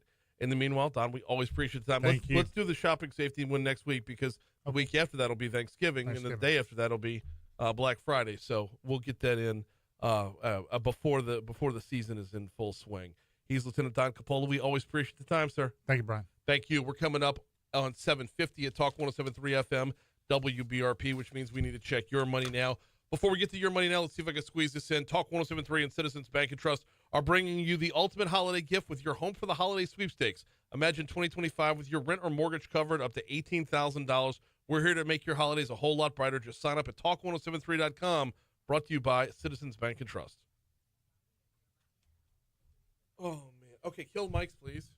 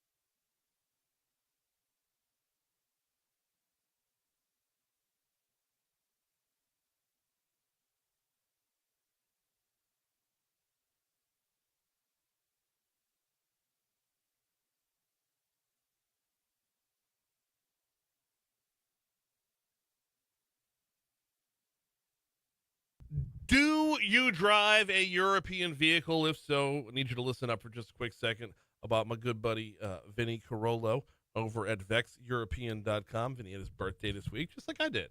He had his birthday this week. Specializes in European vehicles and will pair you with a master technician, an expert level technician in your car. So if you drive a BMW, if you drive an Audi, if you drive a Volvo, if you drive a Jaguar, Mercedes-Benz, they've got you paired up with somebody who knows your vehicle inside and out. And also, they try to keep you with the same technician so that they don't just know your make of vehicle, they know your vehicle. Check them out online at VexEuropean.com, VexEuropean.com. It's a fantastic way to do business. And, they started in the exotic car business and have moved over a little bit. And their focus is completely on quality over quantity, which is why if you hop on VexEuropean.com to make your appointment, not for the major, obviously for the major repairs, but I'm talking about for the day-to-day maintenance as well. Same day or next day service. You don't have to sit around waiting for your turn. Same day or next day service over at VexEuropean.com. And while you're on the website, check out some of the specials. For example, they've got a get acquainted offer. That's $100 off of any regular price repair or maintenance. That's $199 or more. So basically, once you're up over $200, you can knock $100 off of it over at VexEuropean.com. All right. Special session on tax reform continues.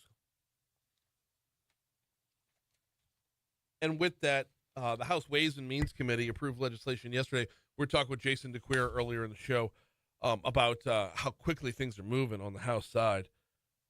The Ways and Means Committee approved legislation that would apply sales taxes to 41 services that are not currently taxed. Now, the sales tax on these 41 services is estimated to generate about $500 million in tax revenues to help offset the loss of tax dollars from a proposed cut to income taxes.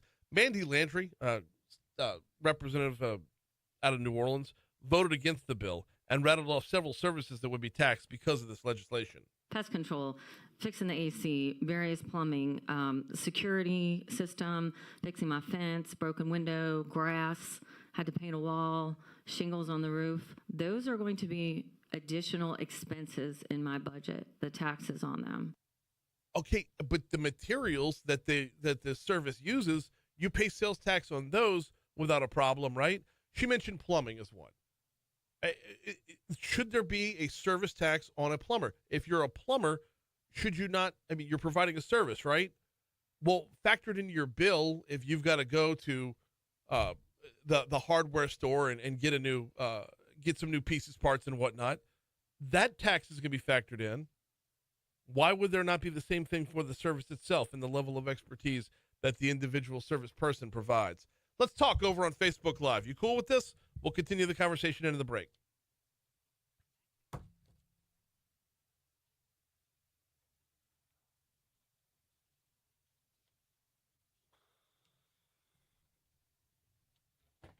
Oh.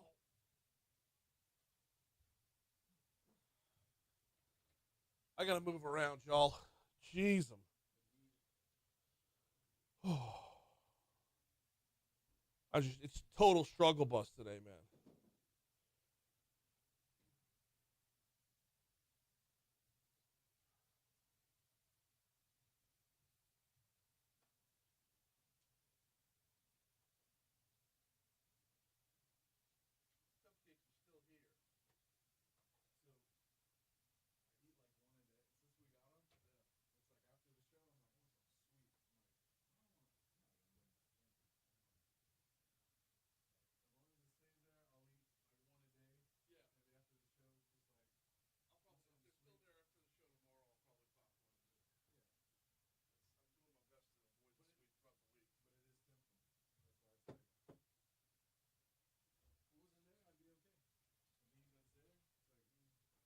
Yep.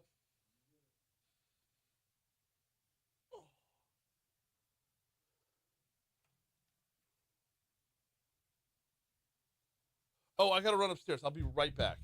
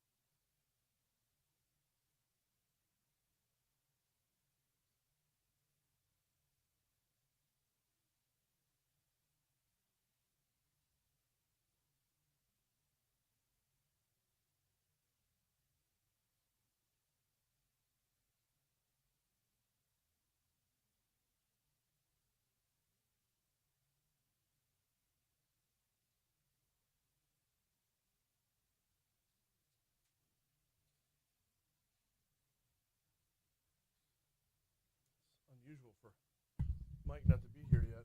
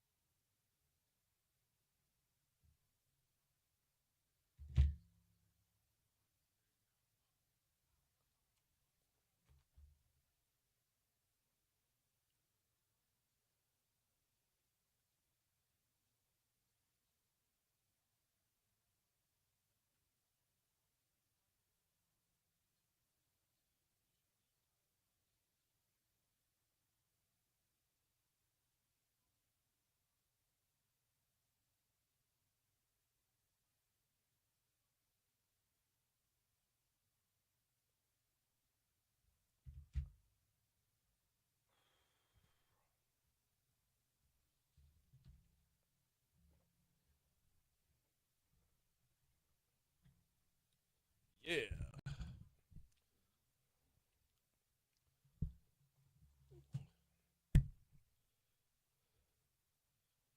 There he is. Doing well. How are you today, sir? Good. Always. Good.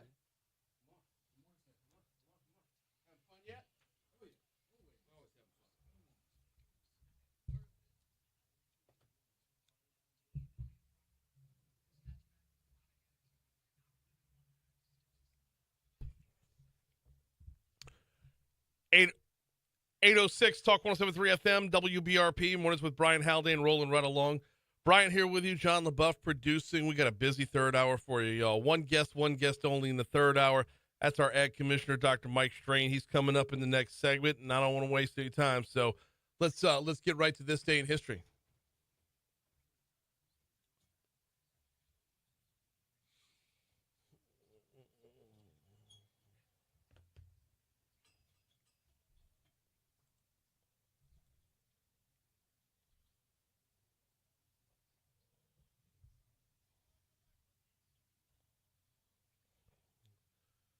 All right, John. All right. All right. What happened in this day in history? Let me give you everything. Go for it. No. 1851, Moby Dick by Herman Melville, first published by Harper and Brothers in Okay. the U.S. So All that's that. Hey, music news here. Ray Charles, 1960, single Georgia on My Mind reaches #1. Very cool. Yeah. 1968, National Turn In Your Draft Card Day. Oh. Features draft card burning. So they weren't having any of it. No. Let's see. Apollo 12 here, 1969, launched for the second manned moon landing. Okay. So, yeah. 1985, Volcano Nevada del Ruiz in Colombia erupts. Thousands are killed. I couldn't imagine living that close to A danger, volcano. right? Like, you would think. Yeah. I don't know. Yeah, it's always stunning every time I hear about these things. 1991, Pittsburgh Steelers guard Terry Long loses his steroids appeal and is suspended without pay by the NFL for 4 Who? weeks. Let's see where I'm at. Pittsburgh Steelers guard Terry Long. I don't remember any of this. Really? No, it's that. Yeah, I've never heard of him. Yeah, wild.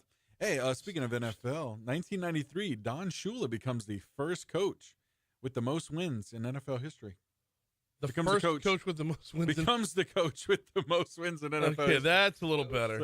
So- That was. Oh, man. Let's see. Tucker Carlson, his show was released today in 2016. Okay. Anything else on this day? All right. Did you had 1970, right? Nope. Okay. This day in 1970, the Marshall University football team was killed in a plane crash in West Virginia. Oof. Yeah, the whole football team. Man, Which that's tough. yeah. Oof. Any other events today? No. Let's see. As far as birthdays go, we got King Charles III here. Why not?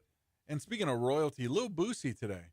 Oh, Drummer Travis Barker of Blink-182 here. What's this? What else we have here? Man, I know I had one more. Oh, Patrick Warburton, who you may not recognize yeah. the No, face, no. the voice. Yeah, that's David Putty. Right The there. voice. High five. Oh, yeah. Feels like an Arby's kind of day. Oh, yeah. Yeah. That's it. Yeah. Any other birthdays on your end? Oh, there's a whole stack of other birthdays All today. right. How about Condoleezza Rice? It's her Okay. birthday. Condoleezza Rice, born on this day in. Oop, I got to scroll down to get there. Born on this day in 1954. You mentioned Charles III. Yes. Claude Monet, French painter, born on this day in 1840. Okay. You had there's another king of England that was born on this day, William III, born on this day in 1650. Joseph McCarthy, born on this day in 1908. There was also where we go, Yanni, the musician Yanni, born on this day also in 1954. And a couple in the sports world, on a local front in the sports world, you had born on this day in 1966, former LSU Tiger Eric Hill, and born on this day in 1993, Mets shortstop Francisco Lindor. And I got just a couple more here. You had Josh Duhamel, No. actor. Yeah, he was born on this day. Russell Simmons. Yeah. Nope, not Russell Simmons. Sorry, nope. I read that one wrong. Who you got on deaths? Let's see here. Booker T. Washington. Oh, wow. Him in 1915. Let's see who else here. Too many notable ones today. Or at least maybe just some I'm just looking over. But yeah, that's pretty much. All right. Yeah, no, there's a let's see. There's They're all gotta be born someone on. out there that Yeah, people know, right? the way my page is stacked up here, that's all I'm seeing is Booker T. Washington was the only one that I recognized. Everybody else notable. was like in the tens. I mean, it was like Right. so old. Like Justinian the First died on this day. That's- Right. Yeah, we're not dialing it back that far. No. National days. What you got? We got Children's Day here. Why not? Recognized for awareness, rights, care, Mhm. and education of children. All right, and then also what national day is today? I've got National Pickle Day. Okay. Yeah, National Pickle Day. So enjoy that. It's coming up on 8:12 at Talk 107.3 FM WBRP. Before we take our break, got to remind you about the folks over at Parish Construction and Roofing. ParishBuilt.com is the website.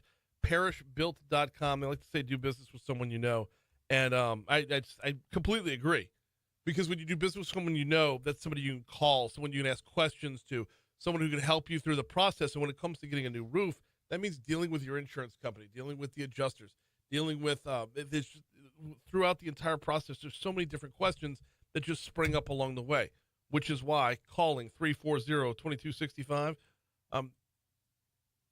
I'm sorry, that's the phone number listed on their website. I tell you every day, call 364-1007. Anyway, start at parishbuilt.com. Parishbuilt.com. You fill out a quick little form, your name, your email address, your phone number, what kind of services you need, that sort of thing, and your physical address as well. And then once they make contact with you, you're off and running. Do you need repair? Do you need replacement? Or are you good to go? It all starts with getting somebody from parishbuilt.com up on your roof. Parishbuilt.com.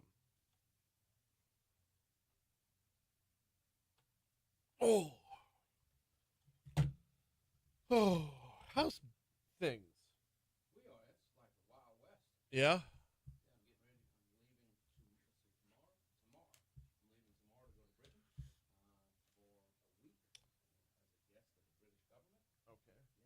Oh, nice.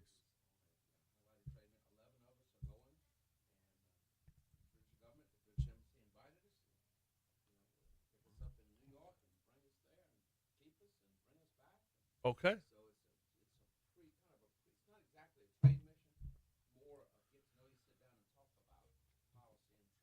Okay.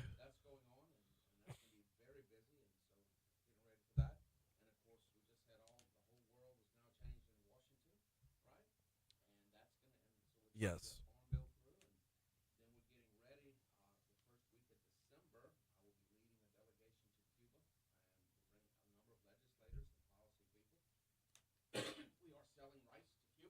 Okay. From Lake Charles, so that's rolling. So those connections from previous visits are paying off, and so we're going to try to expand on that. So, and a partridge in a pear tree. It's a lot. It is a lot. I mean, of course, we got the session going on now. Okay. Does anything in the session affect you? Absolutely. Yeah. And so, but, early on, we had the discussions when they saw the preliminary things, and we were able to negotiate some of that stuff to leave it alone in the Constitution. The big one was the constitutional protection of taxation based on land use value. So, in other words, if timberland is taxed at $15, $20 an acre for property taxes, but if I had to pay market value, that could be up to $150, $200 an acre. Wow. So I have some timber that is in the town of Abita Springs that's taxed at over $290 an acre per year. The profitability on timber is $100 per year over a 20-year period. So your net profit's $100 a year. So if your taxes are $200 a year, guess what? You're losing money. $100 a year per acre. So if you got 1,000 acres, you're losing $100,000 a year. Oh, See what I'm wow. saying? Yeah. So you would quickly tax us out of our farm property. So that's what land use, and by protecting it in the Constitution, then the bankers, they take that into concern whether or not to loan you the money to buy it, right? Because they have to make sure you're able to pay it. But taking it out of the Constitution, then that could be changed by a 2/3 vote of the legislature. Right. And that would be disastrous. And then we're working on the taxes, and discussing the taxes on the nursery industry and repair of machinery and equipment. So there's going to be a total shift in the way that the state earns its money, and shifting things back to local government. Let's start there. We'll start there. It's 8:15. Talk 107.3 FM, WBRP. Mornings with Brian Haldane, rolling right along. Once a month, we have the privilege of getting caught up with our ag commissioner. That would be Dr. Mike Strain. He's in with us now. Dr. Strain, good morning. How are you, sir? Man, I am well. We've been extremely busy. There's a lot of things going on. Look, Thanksgiving's coming. Oh, now is the time, right? I know. And get ready for that Thanksgiving gumbo. Yes. Right, we got to have some shrimp, some crabs, and a little oyster, your oyster dressing, and you got to get your local sweet potatoes, your local pecans, right? Some of that Staines cane syrup. Yep. Oh my goodness, you got to have a little crawfish etouffee, some fried catfish as well. So it's a big deal on Strain Farms. Fried catfish on Thanksgiving? Absolutely. Oh. Yes. Or you can absolutely with a little etouffee on top. Oh. Yes, you got to have a variety, right? Okay. Besides that, Okay. that turkey. We always cook a turkey, but we cook everything else. Well, and turkey, turkey is like, it's turkey. It's Who turkey. It's cares? turkey. Right. Yeah, but how much? Okay, so the way I've been teasing the segment today is how much Louisiana is on your Thanksgiving table. Oh, mostly. So we're gonna have a gumbo for sure, Louisiana rice, and we're gonna have some shrimp and some crabs. You gotta have some crabs. You gotta have some oysters. We'll have oyster dressing, and it's gonna be my grand aunt's recipe. Always the oyster dressing, and of course we're gonna have some sweet potatoes, but we're gonna have sweet potato casserole with Louisiana sweet potatoes. Right, and you got to have those Louisiana pecans, right? The Bajerons or the Little Evas, okay, or the Cane River, and of course you're gonna have to use that, find some Louisiana sugars, and of course you bake that down, and everything that we can find that's certified Louisiana, and of course with the seafood. Now it's time. Look, my dad, when he was still alive and on the farm, we farmed right where the oyster boats would come in. Okay, he'd bring a sack of oysters. Oh, absolutely, and it would start on the day before Thanksgiving. Shucking oysters, right?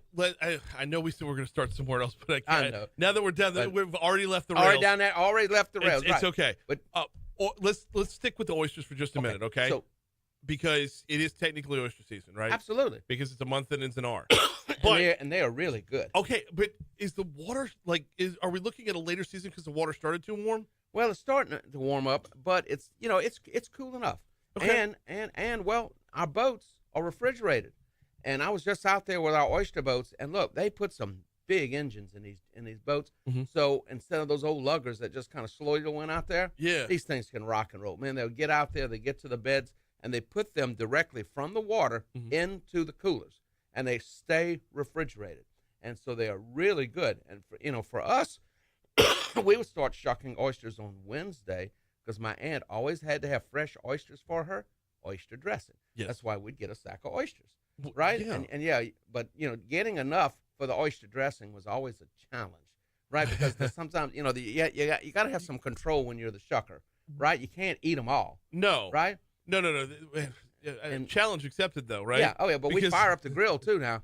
Oh my goodness. Char grill a few Oh of them? my gosh, yes. Yeah. I'm still not as good as Drago's. Nobody and is. nobody and Tommy. Jolie Pearl does some good work. Oh yes, and Tommy Stanovich has tried to train me, but Yeah. I can't get my grill to 1600 degrees. Have you ever been to Drago's Nope. and you go in there Couple and you weeks see ago. his grill? You see it's melted, it's Yep. bent down, Yep. and they put those oysters down, and they use these huge ladles, Yeah. and they just don't pour it on the oysters. Man, they ladle it, and the flames jump up like that. And I said, okay, I can do that So too. good. Oh, it is so good. And his oysters, they soak up his special secret. Now, you can buy his secret sauce. You can buy it. Yeah. And it is just incredible. My Christy and I went to, it was our first time going to the Dragos here in Baton Rouge. Uh-huh. Was for our anniversary, Mhm. which was right about 2 months ago, just under 2 months ago. And it was phenomenal. Like, I know Dragos from the Metairie. in Metairie. Yeah. Right. But- Right. Or not. Had not been to the Baton Rouge one until 2 months ago and was floored. I mean, obviously, you're going to get the level of service and everything, but the quality of the oysters coming off the grill. Incredible. We brought Sonny Perdue when he was head of the USDA, Dr. Perdue, former governor of Georgia. And so he and I were doing tours in sugarcane land, but of course we pick him up in New Orleans. Where we go? We're going to Dragos, right? Darn right. So we're headed down to the cane land, and we're about to fall asleep. We'd been eating so well. He said, "Y'all eat like this all the time?" I said, "Yeah." All right. Oh So, my goodness. all right, the oysters go into oyster dressing. Obviously, the sweet potatoes with, if you're doing it right, the That's right. pecans on top. And now it's time to get your citrus products. They're ripening on the vine. You get your satsumas, and all those products. And what I tell people, now it's time to start getting those gifts of food or gifts from the heart. Yeah. Bring somebody a bag or a box or a case, of the citrus products, those bags of citrus products, or get them a bag of shelled pecans. Yeah. Because you got to have those pecans. Look, what happens right after Thanksgiving? It's time to start baking cookies. Right. That's my favorite time of the year when Susan's home baking cookies, right? Right? Yes, that in a quart of Klein Peters milk. Okay. The chocolate milk. Certified Louisiana, the chocolate milk, right? Yes. Yes, with those Christmas cookies, and that's why I'm so skinny. That's between getting to show off the rest of the menu to the rest of the world. I don't know how you have a break. That's it. That's it. And there that's is one no of the break. things. I'm going to the UK, and I'm bringing Louisiana spices. That's how we start that conversation. Because, look, we like to sell stuff to the UK. So, okay, Great Britain not really known for their cuisine, right? At least. Well, not, we're going to find out. Believe it or not, they sent us a menu. We kind of pick out what we're going to eat. So we look it up on Google. Yeah. What is this, right? Right. So we try to find some familiarity there. Mhm. And so I think they got me down for some Yorkshire pudding. We'll figure out what that is. Yorkshire pudding. Yorkshire pudding, yes. We'll figure out what that is. They said it's pretty good. And, of course, but with Britain, we're going to be touring and looking at their agriculture. We'll be meeting with their officials. We'll be going to 10 Downing Street. We'll be going to Parliament. We'll meet with the head veterinarians and their scientists. But when you look at in England, 71% of the United Kingdom's land mass is in agriculture. So they can try to feed themselves. Okay. And so when you look at what they do, the main crops are wheat, barley, oats, potatoes, the potatoes, sugar beets, fruits and vegetables, and different types of livestock. The largest export, of course, is beverages. Yeah. Right? Oh, yeah. So maybe there might be a little Guinness there, I heard. Maybe a little Guinness and a few other things. I've been to the brewery. I've been you've to been to the brewery. St. James Gate. Uh-huh. Yes, St. James Right? Gate And then in Dublin, cereals, Ireland. meat and fish. And so we'll have these discussions, and it's about fostering the relationships. So this is more, you might call it a scoping mission, right? Okay. But on there, they're asking us. So, and there's 11 of us going, and about half of us are ag secretaries or commissioners. Mm-hmm. We've got some staff from the United States House of Representatives, their ag staff, and we have some people from the vice chair of the United States Cattlemen's Association is going. But you develop those relationships, because then it's all about trade. Trade's the big deal. Yeah. So then you start looking and say, okay, what do you need? What do you have? how we put our people together, because that's the goal. How do we put these people together? And what are the challenges? Or we call them trade irritants. That's what we call them, irritants. Okay. Like, it's not really, really a terrible barrier, but it makes it more difficult. What is that? You know, how do we do that? Can you imagine we could send some crawfish, you know, some boiled, frozen crawfish or frozen shrimp Mm-hmm. to England, right? Oh my God! Look, To put in the Yorkshire pudding. Maybe we can teach them how to make a good gumbo. I mean, you think they could do a roux? I don't think they could do a roux. I don't think they could do it. No. All right, so we have a way to fix that. Yeah. Right, you got Raging Cajun has a good roux. Uncle Larry's, you know, is ready said, you know, gumbo. Yep. It's all ready to go, and even I can do that without messing it up too bad, right? And so, but once the problem is once they start eating our crawfish, there might be a whole lot less for us, right? Remember, we eat all we can, and then we might sell the rest. Right. Right. Well, but do we though? Do we We sell do. first or do we eat first? We eat first. Okay. We eat first. Oh, no, that's true. No. In the crawfish industry, Yeah. right? When they fish those ponds, right? It's for the fresh live market, right? Yes. And then, you know, as you know, the next day, whatever hadn't been bought that day going into the live market generally goes to the peelers. Now, a lot of the peelers, you know, they've already got preset contracts, so Okay. they are peeling every day. But generally, the really nice selects, right? The double selects. Yeah. If you get them like from Jeff Duran, when you tell them I want the double selects, oh my gosh, you know, because they will go through the mechanical grater, which is just a slat device, you know, because if they're farm crawfish, when they harvest them, the little ones fall through the slats. Okay. So they're growing, you know, 2 weeks later they'll be bigger. Then they'll go and hand pick them for you after that, and oh my God, they are incredible. You know, so you know, for your gumbos or for your etouffees or just You're not all putting that. a double select in a gumbo though. man. No. Well, actually, when we have a big crawfish ball, right after you've eaten all you can, Yes. you finish peeling. Yes. And of you course. save the rest. Mhm. Use that, you know, for your etouffee or for your gumbos. Right. and we But those put- are often the little ones. well, the ones you just didn't get to, right? Well, yeah. I mean, yeah. you don't eat till you're full. You eat till you're tired, and Uh-huh. at that point you just keep peeling And until then they're we all take gone. the But sweet potatoes that's still there, the sweet potatoes, Mhm. wrap them in tinfoil and put them in the fridge. So then when you cook your steak later that day and you put some of those crawfish on there and you take that twice baked now sweet potato out. Mhm. Oh yeah, it gets better all the time. So what we're going to talk about today? What were we supposed to? I don't even remember what we're supposed to talk about now. Yeah. That was. Yeah. I'm down this road and I'm starving. Well, it's still early. It is. Right? Yeah, we can No, we were still go supposed to down talk to about Dragos. we were supposed to talk about the session. Is what we said when we were coming Yeah, in. it's pretty intense. And, so- we've been spending a lot of time with our legislators, and the first round of the draft of what they were going to look at was like 700 pages.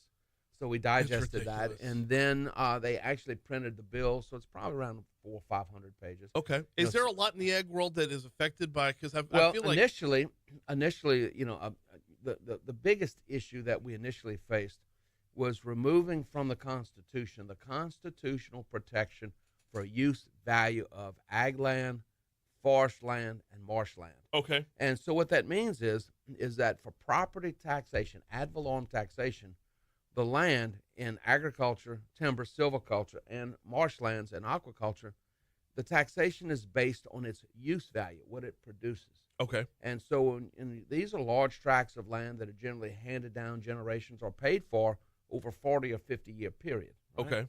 And so when you look at the value of the land, there is generally a lower total taxation than if it would be residential. So if you live in a subdivision and you're on a big lot, half acre, big lot, right? Right. That's a half acre. So if you look at your taxation there, what your property values are, well, supposing you've got 1,000 acres, that would be 2,000 lots. Wow. And you take that tax Okay. you're paying and then you apply it to that farm. It is impossible for that farmer to pay those taxes. They cannot pay that high rate because the taxes are more than the value of the land. So if you look at timber, for instance, the average profitability in today's dollars over a 20-year period is about $100 per acre per year. Total Okay. profit. Average taxation is around 20. But, I have some timberland that's taxed at well over $200 an acre. because it's small, non-contiguous pieces. Yeah. So therefore, land use value does not apply. But it's still in timber. I haven't harvested it, and I probably won't because there's no roads to it. But it's $100 more per year than the land makes. So when you talk to your bankers, they have to have an assurance that that farmer is going to be able to hold that land. And the thing about land, these, the tracts of land, they've got to be where we can hand them down intact Yeah. to the next generation or sell them intact. And if we have to divest of our land, right, the fundamental source of wealth of this state begins with the earth, begins with the land. And so we're talking about our farms, our timber, our aquaculture, the land with the oil and gas. That's where it begins. And we have to protect that. And it's not that someone would on purposely tax people out of their property, but an unintended consequences of future legislation would do that. So initially, we talked to our legislators. I talked personally to the governor, and he said, I understand what you're talking about. So they did not strip that out of the Constitution. Okay. So the constitutional protections on some of these things is there because you have to understand the very broad 40, 50,000 foot view of what Right. that really means and the secondary and tertiary things. Yeah. Well, okay. This has opened up so many different questions that I have, but we got to hit a break here. We got news coming up in just a second. We'll check news. We'll check traffic. We'll check weather. When we come back, we got Ag Commissioner Dr. Mike Strain in with us. We'll continue next. There's still a stack of topics to cover. We haven't even scratched the surface yet. Stick around, y'all. We'll be back after news here on Talk 107.3 FM. Okay, if you're not harvesting the timber, are you still being taxed at that same rate, or is it just Going to land? harvest the timber. Yeah. Well, you said you got because it's. Oh, I can't. Yeah. Oh, yeah. Well, I can't harvest. Oh, yeah. I'm still paying. I'm not on that timber. I'm not paying use value. Okay. I'm paying, Okay. I am paying That's commercial value on that land, and it's yeah. I will pay more in taxes than the land's worth. I apologize. I've been No. tired all week long. Yeah. So. Yeah, and that's yeah. That happened before in the 20s. They passed a state property tax. Many families lost their properties. During the Depression, they couldn't pay it. Yeah. Yeah. That's why we have our homestead exemption, right? Yeah. Yeah, that was built in. Yeah. Yeah. That in the One of 20s. And biggest homestead exemptions in the country. well, but it's based. I mean, it's at $75,000. Yes. Which now rapidly, there's all these properties on revaluation, but that's why they passed the law that if you are over 65 and you make under, I guess it's under 125,000 or whatever that is, that your assessment cannot go up unless you add on or remodel more than 25% of the value of the home because the senior citizens can't afford the growth in the rate of taxes. Right. Yeah, that's the special assessment value. It's the whole week, man. It's been the whole week. I'm not taking my foot off the gas either because I'm heading down to La Ranger tonight. Oh goodness. Another Acts retreat, the Catholic ministry that I'm part of. They got another Yeah. retreat coming up at the Solomon Center. So I'm riding the bus with the retreatants. Get them all fired up to go spend a weekend in the woods with God. There you go. Nothing wrong with that. Nothing wrong with that.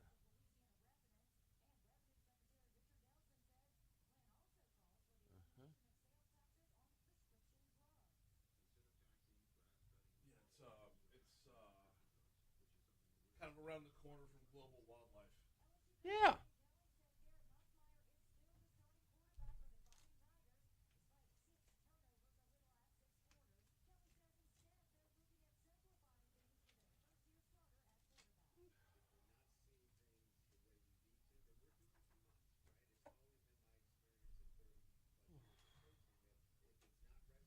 So yeah, last week I worked LSU women's basketball on Friday. I worked LSU football on Saturday. My birthday was Saturday, so we celebrated my birthday on Sunday, and the whole week has been off because of that. I'm still in recovery mode. Uh-huh. From Well, way too much whiskey. Yeah. Yep, I understand. See, the older you get, the longer recovery takes. That's the problem. And there's no like. It's true. The kids still have practice. Oh, The yeah. alarm clock still goes off at 3:45 in the morning. None of I'm that telling stands still for the rest I think of it was yesterday. My day started. I was in Ascension Parish at 7 a.m. to speak to the Kiwanis. 7 a.m. And yes. So I had to leave. I had to get up and start at 4:30, right? Yeah. And so by 8 o'clock that night, I'm over there with the legislators. I had no gas left. You know. Called my wife, said, I ain't coming home. I'm going to Pelican House and I'm going to sleep.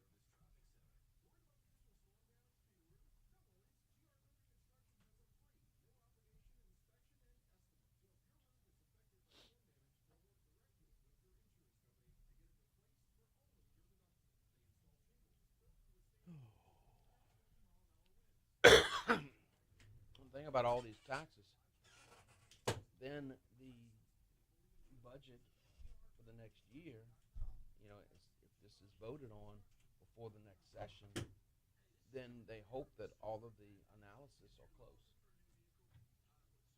Oh, from the revenue estimating conference? Oh, yeah. And Based on all job, this. Dude, you realize how much harder REC's job's going to be now if everything's based off of sales and services? Because, number one, Sales and it's services do this. Yes. Yes, I spend based off of what I can spend from time to time. My property tax, my property and my income, that remains relatively the same no matter what, right? But if you're going to have those ebbs and flows of, you know what? We're not CNN, gonna, whatever, if you want to see, and I watch those trends very, very, very closely. Mm-hmm. If you got bad news coming on the major networks, spending goes down, and it holds. Yeah. Then it comes back up, but you miss that middle. Yes. Yeah, you miss that middle. Yeah, especially on consumables. Yeah, they don't recover. Yeah. I bet he's having a fun time. Oh, jeez. Yeah, I ought to call him up. Say, Moon, look, yeah.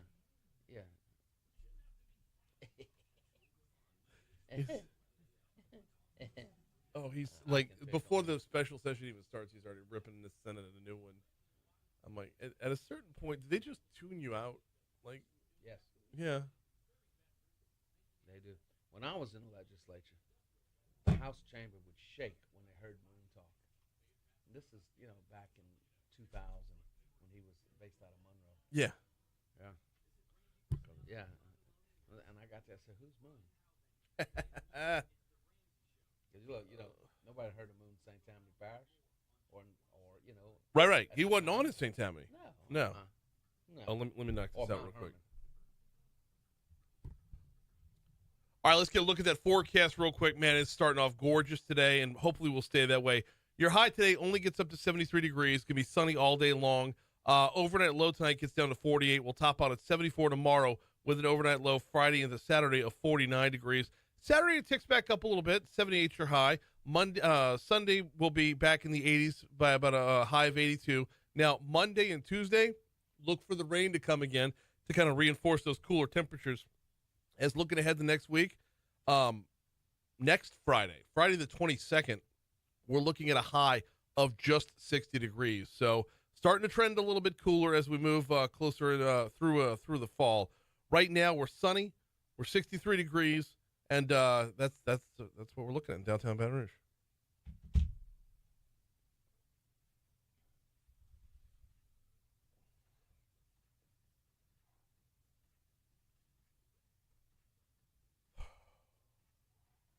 I guess I should get into the things that Jen sent over.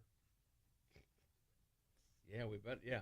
Oh, and we have it's sign-up period for our young people with the bees. She did send that. And that's a big deal. We'll be doing 5 more schools. Oh. Yeah. 8:39 Talk 107.3 FM WBRP Mornings with Brian Haldane rolling right along. We got Ag Commissioner Dr. Mike Strain in with us.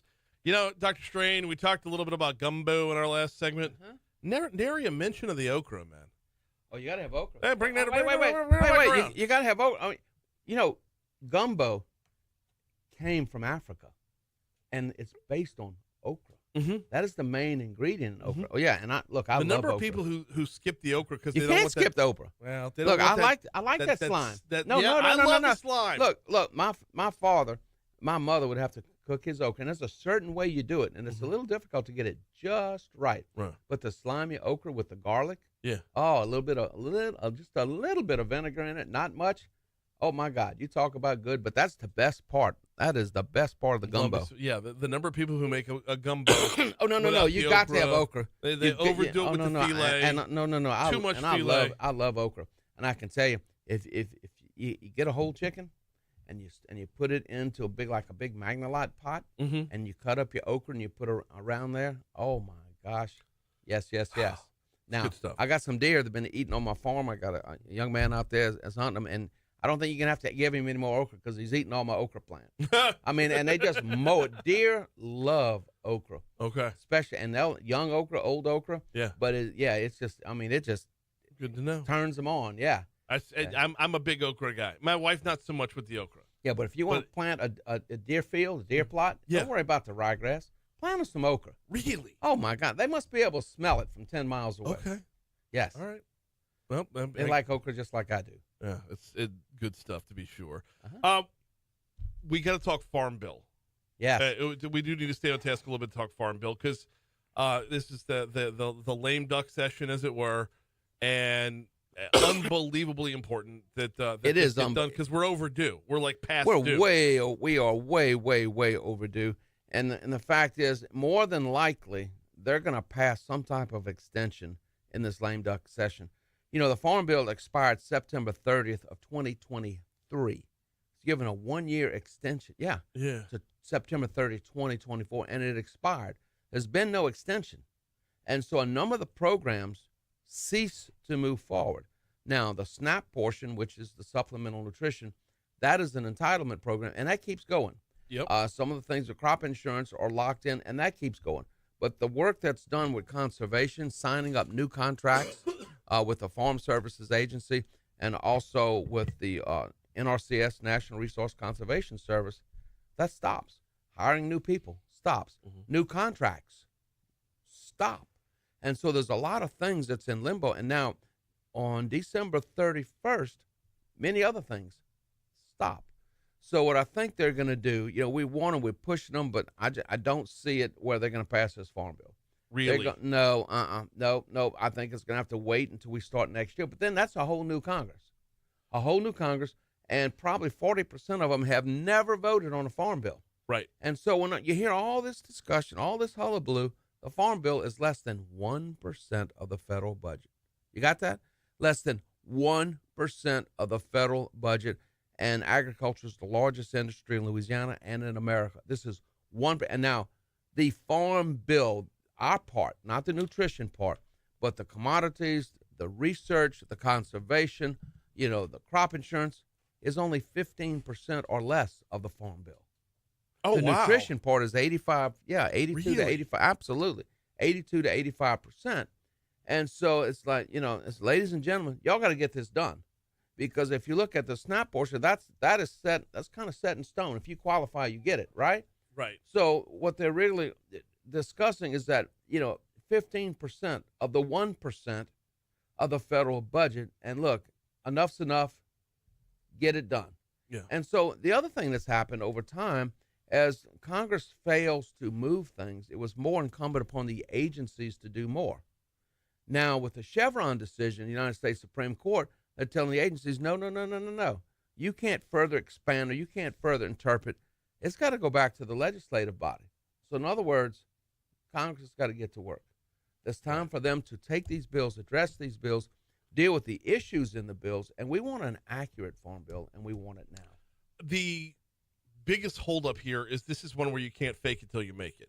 Mm-hmm. They've got to know what they're voting on. They've got to know what they're doing. Well, They the can't- farm bill is going to be 900 pages, 1,000 pages. Right. So that new group's going to come in, and they're going to start from stem to stern, right? And they got to get it done. And we're going to see what happens with leadership there, and a number of people on the House Ag Committee, are not coming back, and we're going to have some new people on the House Ag Committee. And thank goodness we have Ms. Julia Letlow is on the Appropriation Subcommittee for Agriculture. So that's a good thing. Mm-hmm.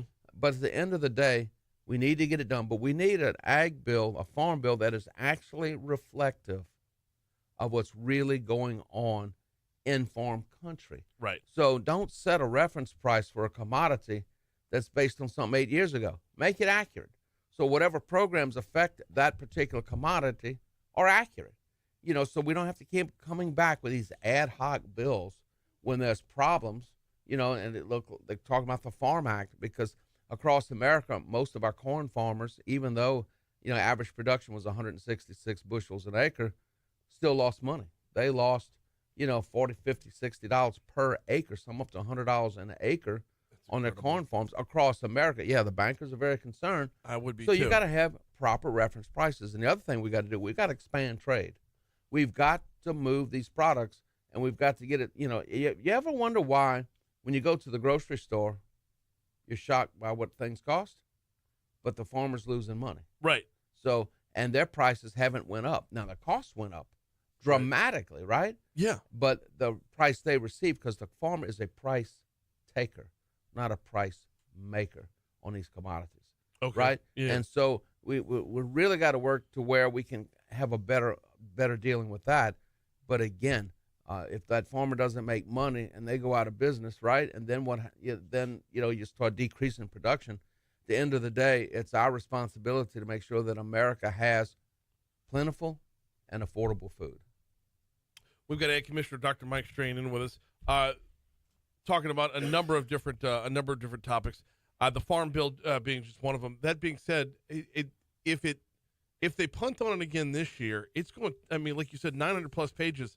The newbies coming into Congress are not going to be up to speed anytime soon. So No. I don't.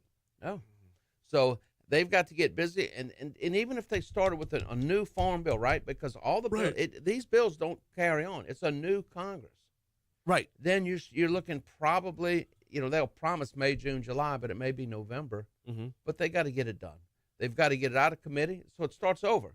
Got to go to committee, and then it's got to go to the House floor, and then or the Senate committee to the Senate floor, and then it crosses chambers and have to deal with the differences between. But that's a period of time, and so they keep doing these extensions. Now, one of the things you've seen called the CRs, continuing resolutions. Yeah. So what they do, they will fund the United States government. They may do it 60 days, 90 days, 120 days, not once a year. Mm-hmm. And then those CRs, which have to pass. Yeah. CRs got to pass to fund the government. It keeps the government, keeps the lights on. Keeps the lights on. A lot of times many things that you would think as normal, a legislative instrument, are stuck in that CR. I mean, that's the way they do most of their business, rather than passing individual bills. Yeah. Yeah, Well, now, see, that's something that the right answer is to get an actual budget, though. But they that's haven't such had a a pipe budget. dream. I know. What? It's a pipe dream at this point. Yeah, 15 to 20 years, an actual budget. Yeah. See, under state law, we can't do that. I know. So on any piece of legislation, an amendment must be, number one, germane to that subject matter, and generally be within the boundaries of where that law is written.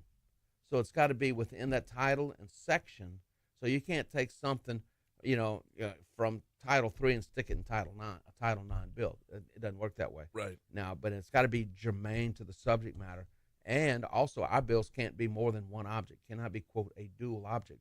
In Washington, you can stick anything anywhere. Oh, Anything, Dr. Strain, anywhere. What's going on in our current session on tax reform? I'm seeing more multi-purpose legislation this time around than I've ever seen before. It's Well, not what single happens when it jumps over to the other chamber? Yeah. If a member objects, it's just a dual object, and then the secretary of the Senate, right, or the clerk of the House will make a ruling on that. Right. And so, and then that they'll have to bifurcate it, and take out one of that. You can't have dual objects in there. But that is a question that is posed to the clerk of the House or the secretary of the Senate.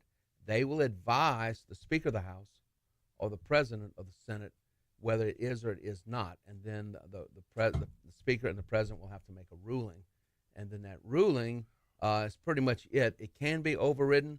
I can't remember ever seeing a ruling of the Speaker or the President based on the opinion of the clerk or the secretary ever being overridden by the members.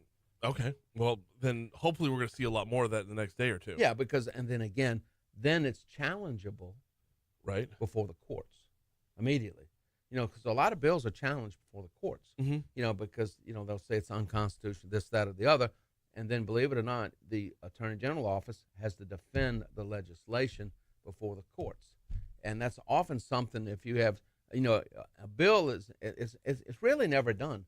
If you remember back a number of years ago, some of the statutes dealing with the research and promotion boards and the assessments was overturned, and those laws had been on the books more than 40 years. Wow. And the Supreme Court overturned them after 40 years. And so it's a never done deal, right? Yeah. And so then you have to go back and redo them. So everything is always in motion. We got another break coming up here in about 30 seconds from right now. We'll check your money now. We'll check traffic. We're going to continue. Ag Commissioner Dr. Mike Strain with us all the way up until the end of the show when we hand off to Moon Griffon. When we come back, I want to talk bees. And I want to talk all things bees. Well, and a little bit of junior livestock. Absolutely. Because there's absolutely something cool in seeing the next generation coming through. That's it. So that's it. Ag Commissioner Dr. Strain is with us. We will continue. We be here. I'm sorry. I could not. No, I couldn't. You had to. I couldn't stand it. Completely understand. Completely understand. Here's your money now. It's $8.50. We be here. Also, as soon as we're off the air, I need to get, and I don't know if I need audio or video, so I'm going to do both. Next year is Guarantee's 100th anniversary. Oh, wow. So we're trying to collect from people. Yeah. Just hey, this is Commissioner Dr. Mike Strain. Yeah. Want to wish Guarantee Media, or want to wish Guarantee a happy 100th anniversary. And that's just good. Simple, absolutely. Quick hit. Okay. Absolutely. Of course. Of course.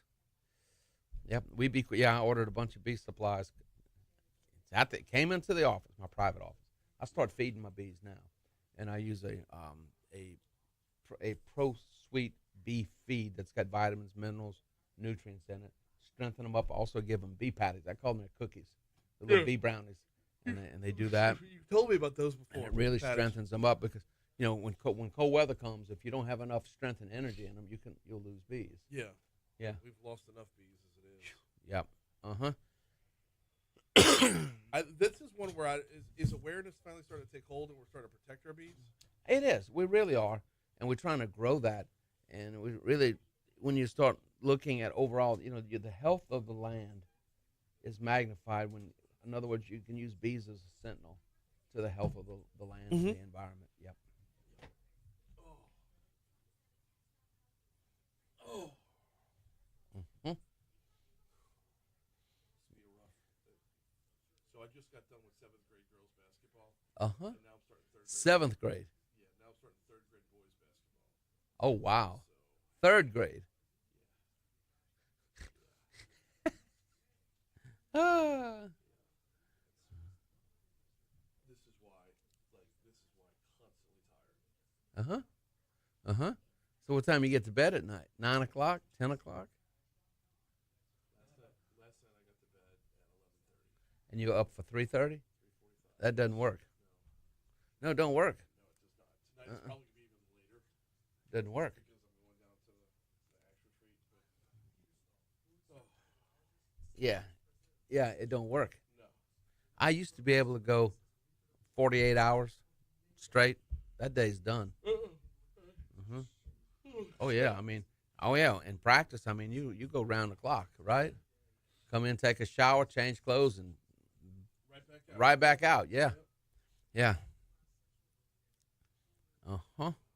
Yeah. Then I'd sleep where I could. Might be on a bale of hay, right? Might be on the side of the road, Or I'd go to we had a number of farms on the North Shore. I'd go and turn the AC on and get on the couch and take a nap.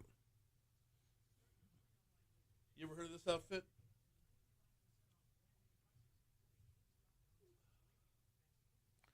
No. Mammy's Meat Pies. Yeah. Unbelievably good. Really? Yep. Wow. I just ordered 2 dozen. They were my Foodie Friday guests last week. Really? This woman has been doing, and I'm friends with Thomas, the guy whose name on. Yeah. Here. They started Mommy's Meat Pies in the 30s. Mommy's. In the Mommy's. 30s, Yeah. Cane River. Wow. And, yeah. Been been doing it out of that area since then. Yeah. They're finally starting to grow and scale up a little bit. Good. Yeah. Good. We need to get them hooked up. The best, the hands down the best meat pie I've ever had. Really? Yeah. Good. We need to get them with Jen, and we need to get them with Kelly, get them certified Louisiana. Yeah. Yeah, so they can step up their game. Absolutely. Have you ever been out to Raging Cajun with all their products? Raging Cajun's been in the house a couple times. Yeah, you need to go to their new manufacturing facility. That's they're way over by Lafayette, right? Yeah, yep, kind of Lake Charles. Is it Lake Broussard. Charles? Broussard, yeah. And Broussard, yeah. So yeah, he invited me out the last time he was in. I was like, They're remodeling. They are rolling. Yeah. And their products are so good. I took the Raging Cajun. I took some of their black-eyed peas. It's all ready to go, and cooked them up. Oh yeah. That's it. Yep. Yeah, you take that, and look, you can cook this in just a couple of hours. It's got all the seasonings. That's right. Seasonings in there. Oh, you talk about grab it. Yourself Good. grab yourself some banda sausage. That's right. That's right. Throw the beans, It the is water, ready, the Amanda sausage ready right in the to crock go. pot. And That's right. Good set it and black-eyed forget it. peas. Yep. And you got to have that for New Year's Eve, New Year's Day. Yes. Got to have black-eyed peas. Yes. And hog jowl. Yeah. What? Hog jowl. And for my wife, it's got to be Pettigene hog jowl from What? Arkansas. Oh, no. Got to have cabbage, black-eyed peas, and Pettigene hog jowl. That's her family tradition.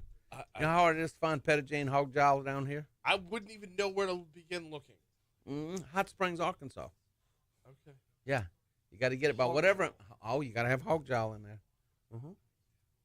In with the beans. Oh, yeah. Absolutely. Okay. All right. Absolutely. Why does that mean any different than throwing a ham bone in there or what? That's what they've done for generations. Okay. Up in them foothills of the Ozarks, right? No account Yeah, for that. yeah. Yeah, and they're good, too. These are very good. And the seasoning is just right? Yes. Just right. There's some pop to it. There's Yep. some pop to it for sure. Yep, But it's you're not good. you're not eating that.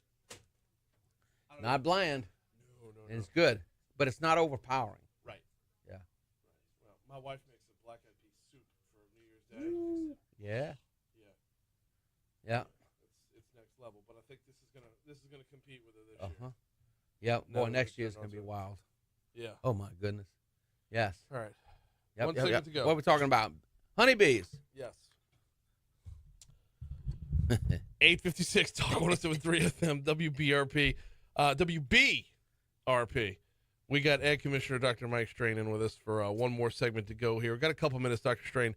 Want to talk about, if we could here, the application period's open for an apprenticeship project. Absolutely. And this will be the third time we've done this. And this is for high school agriculture students, and it's through their agri-science programs.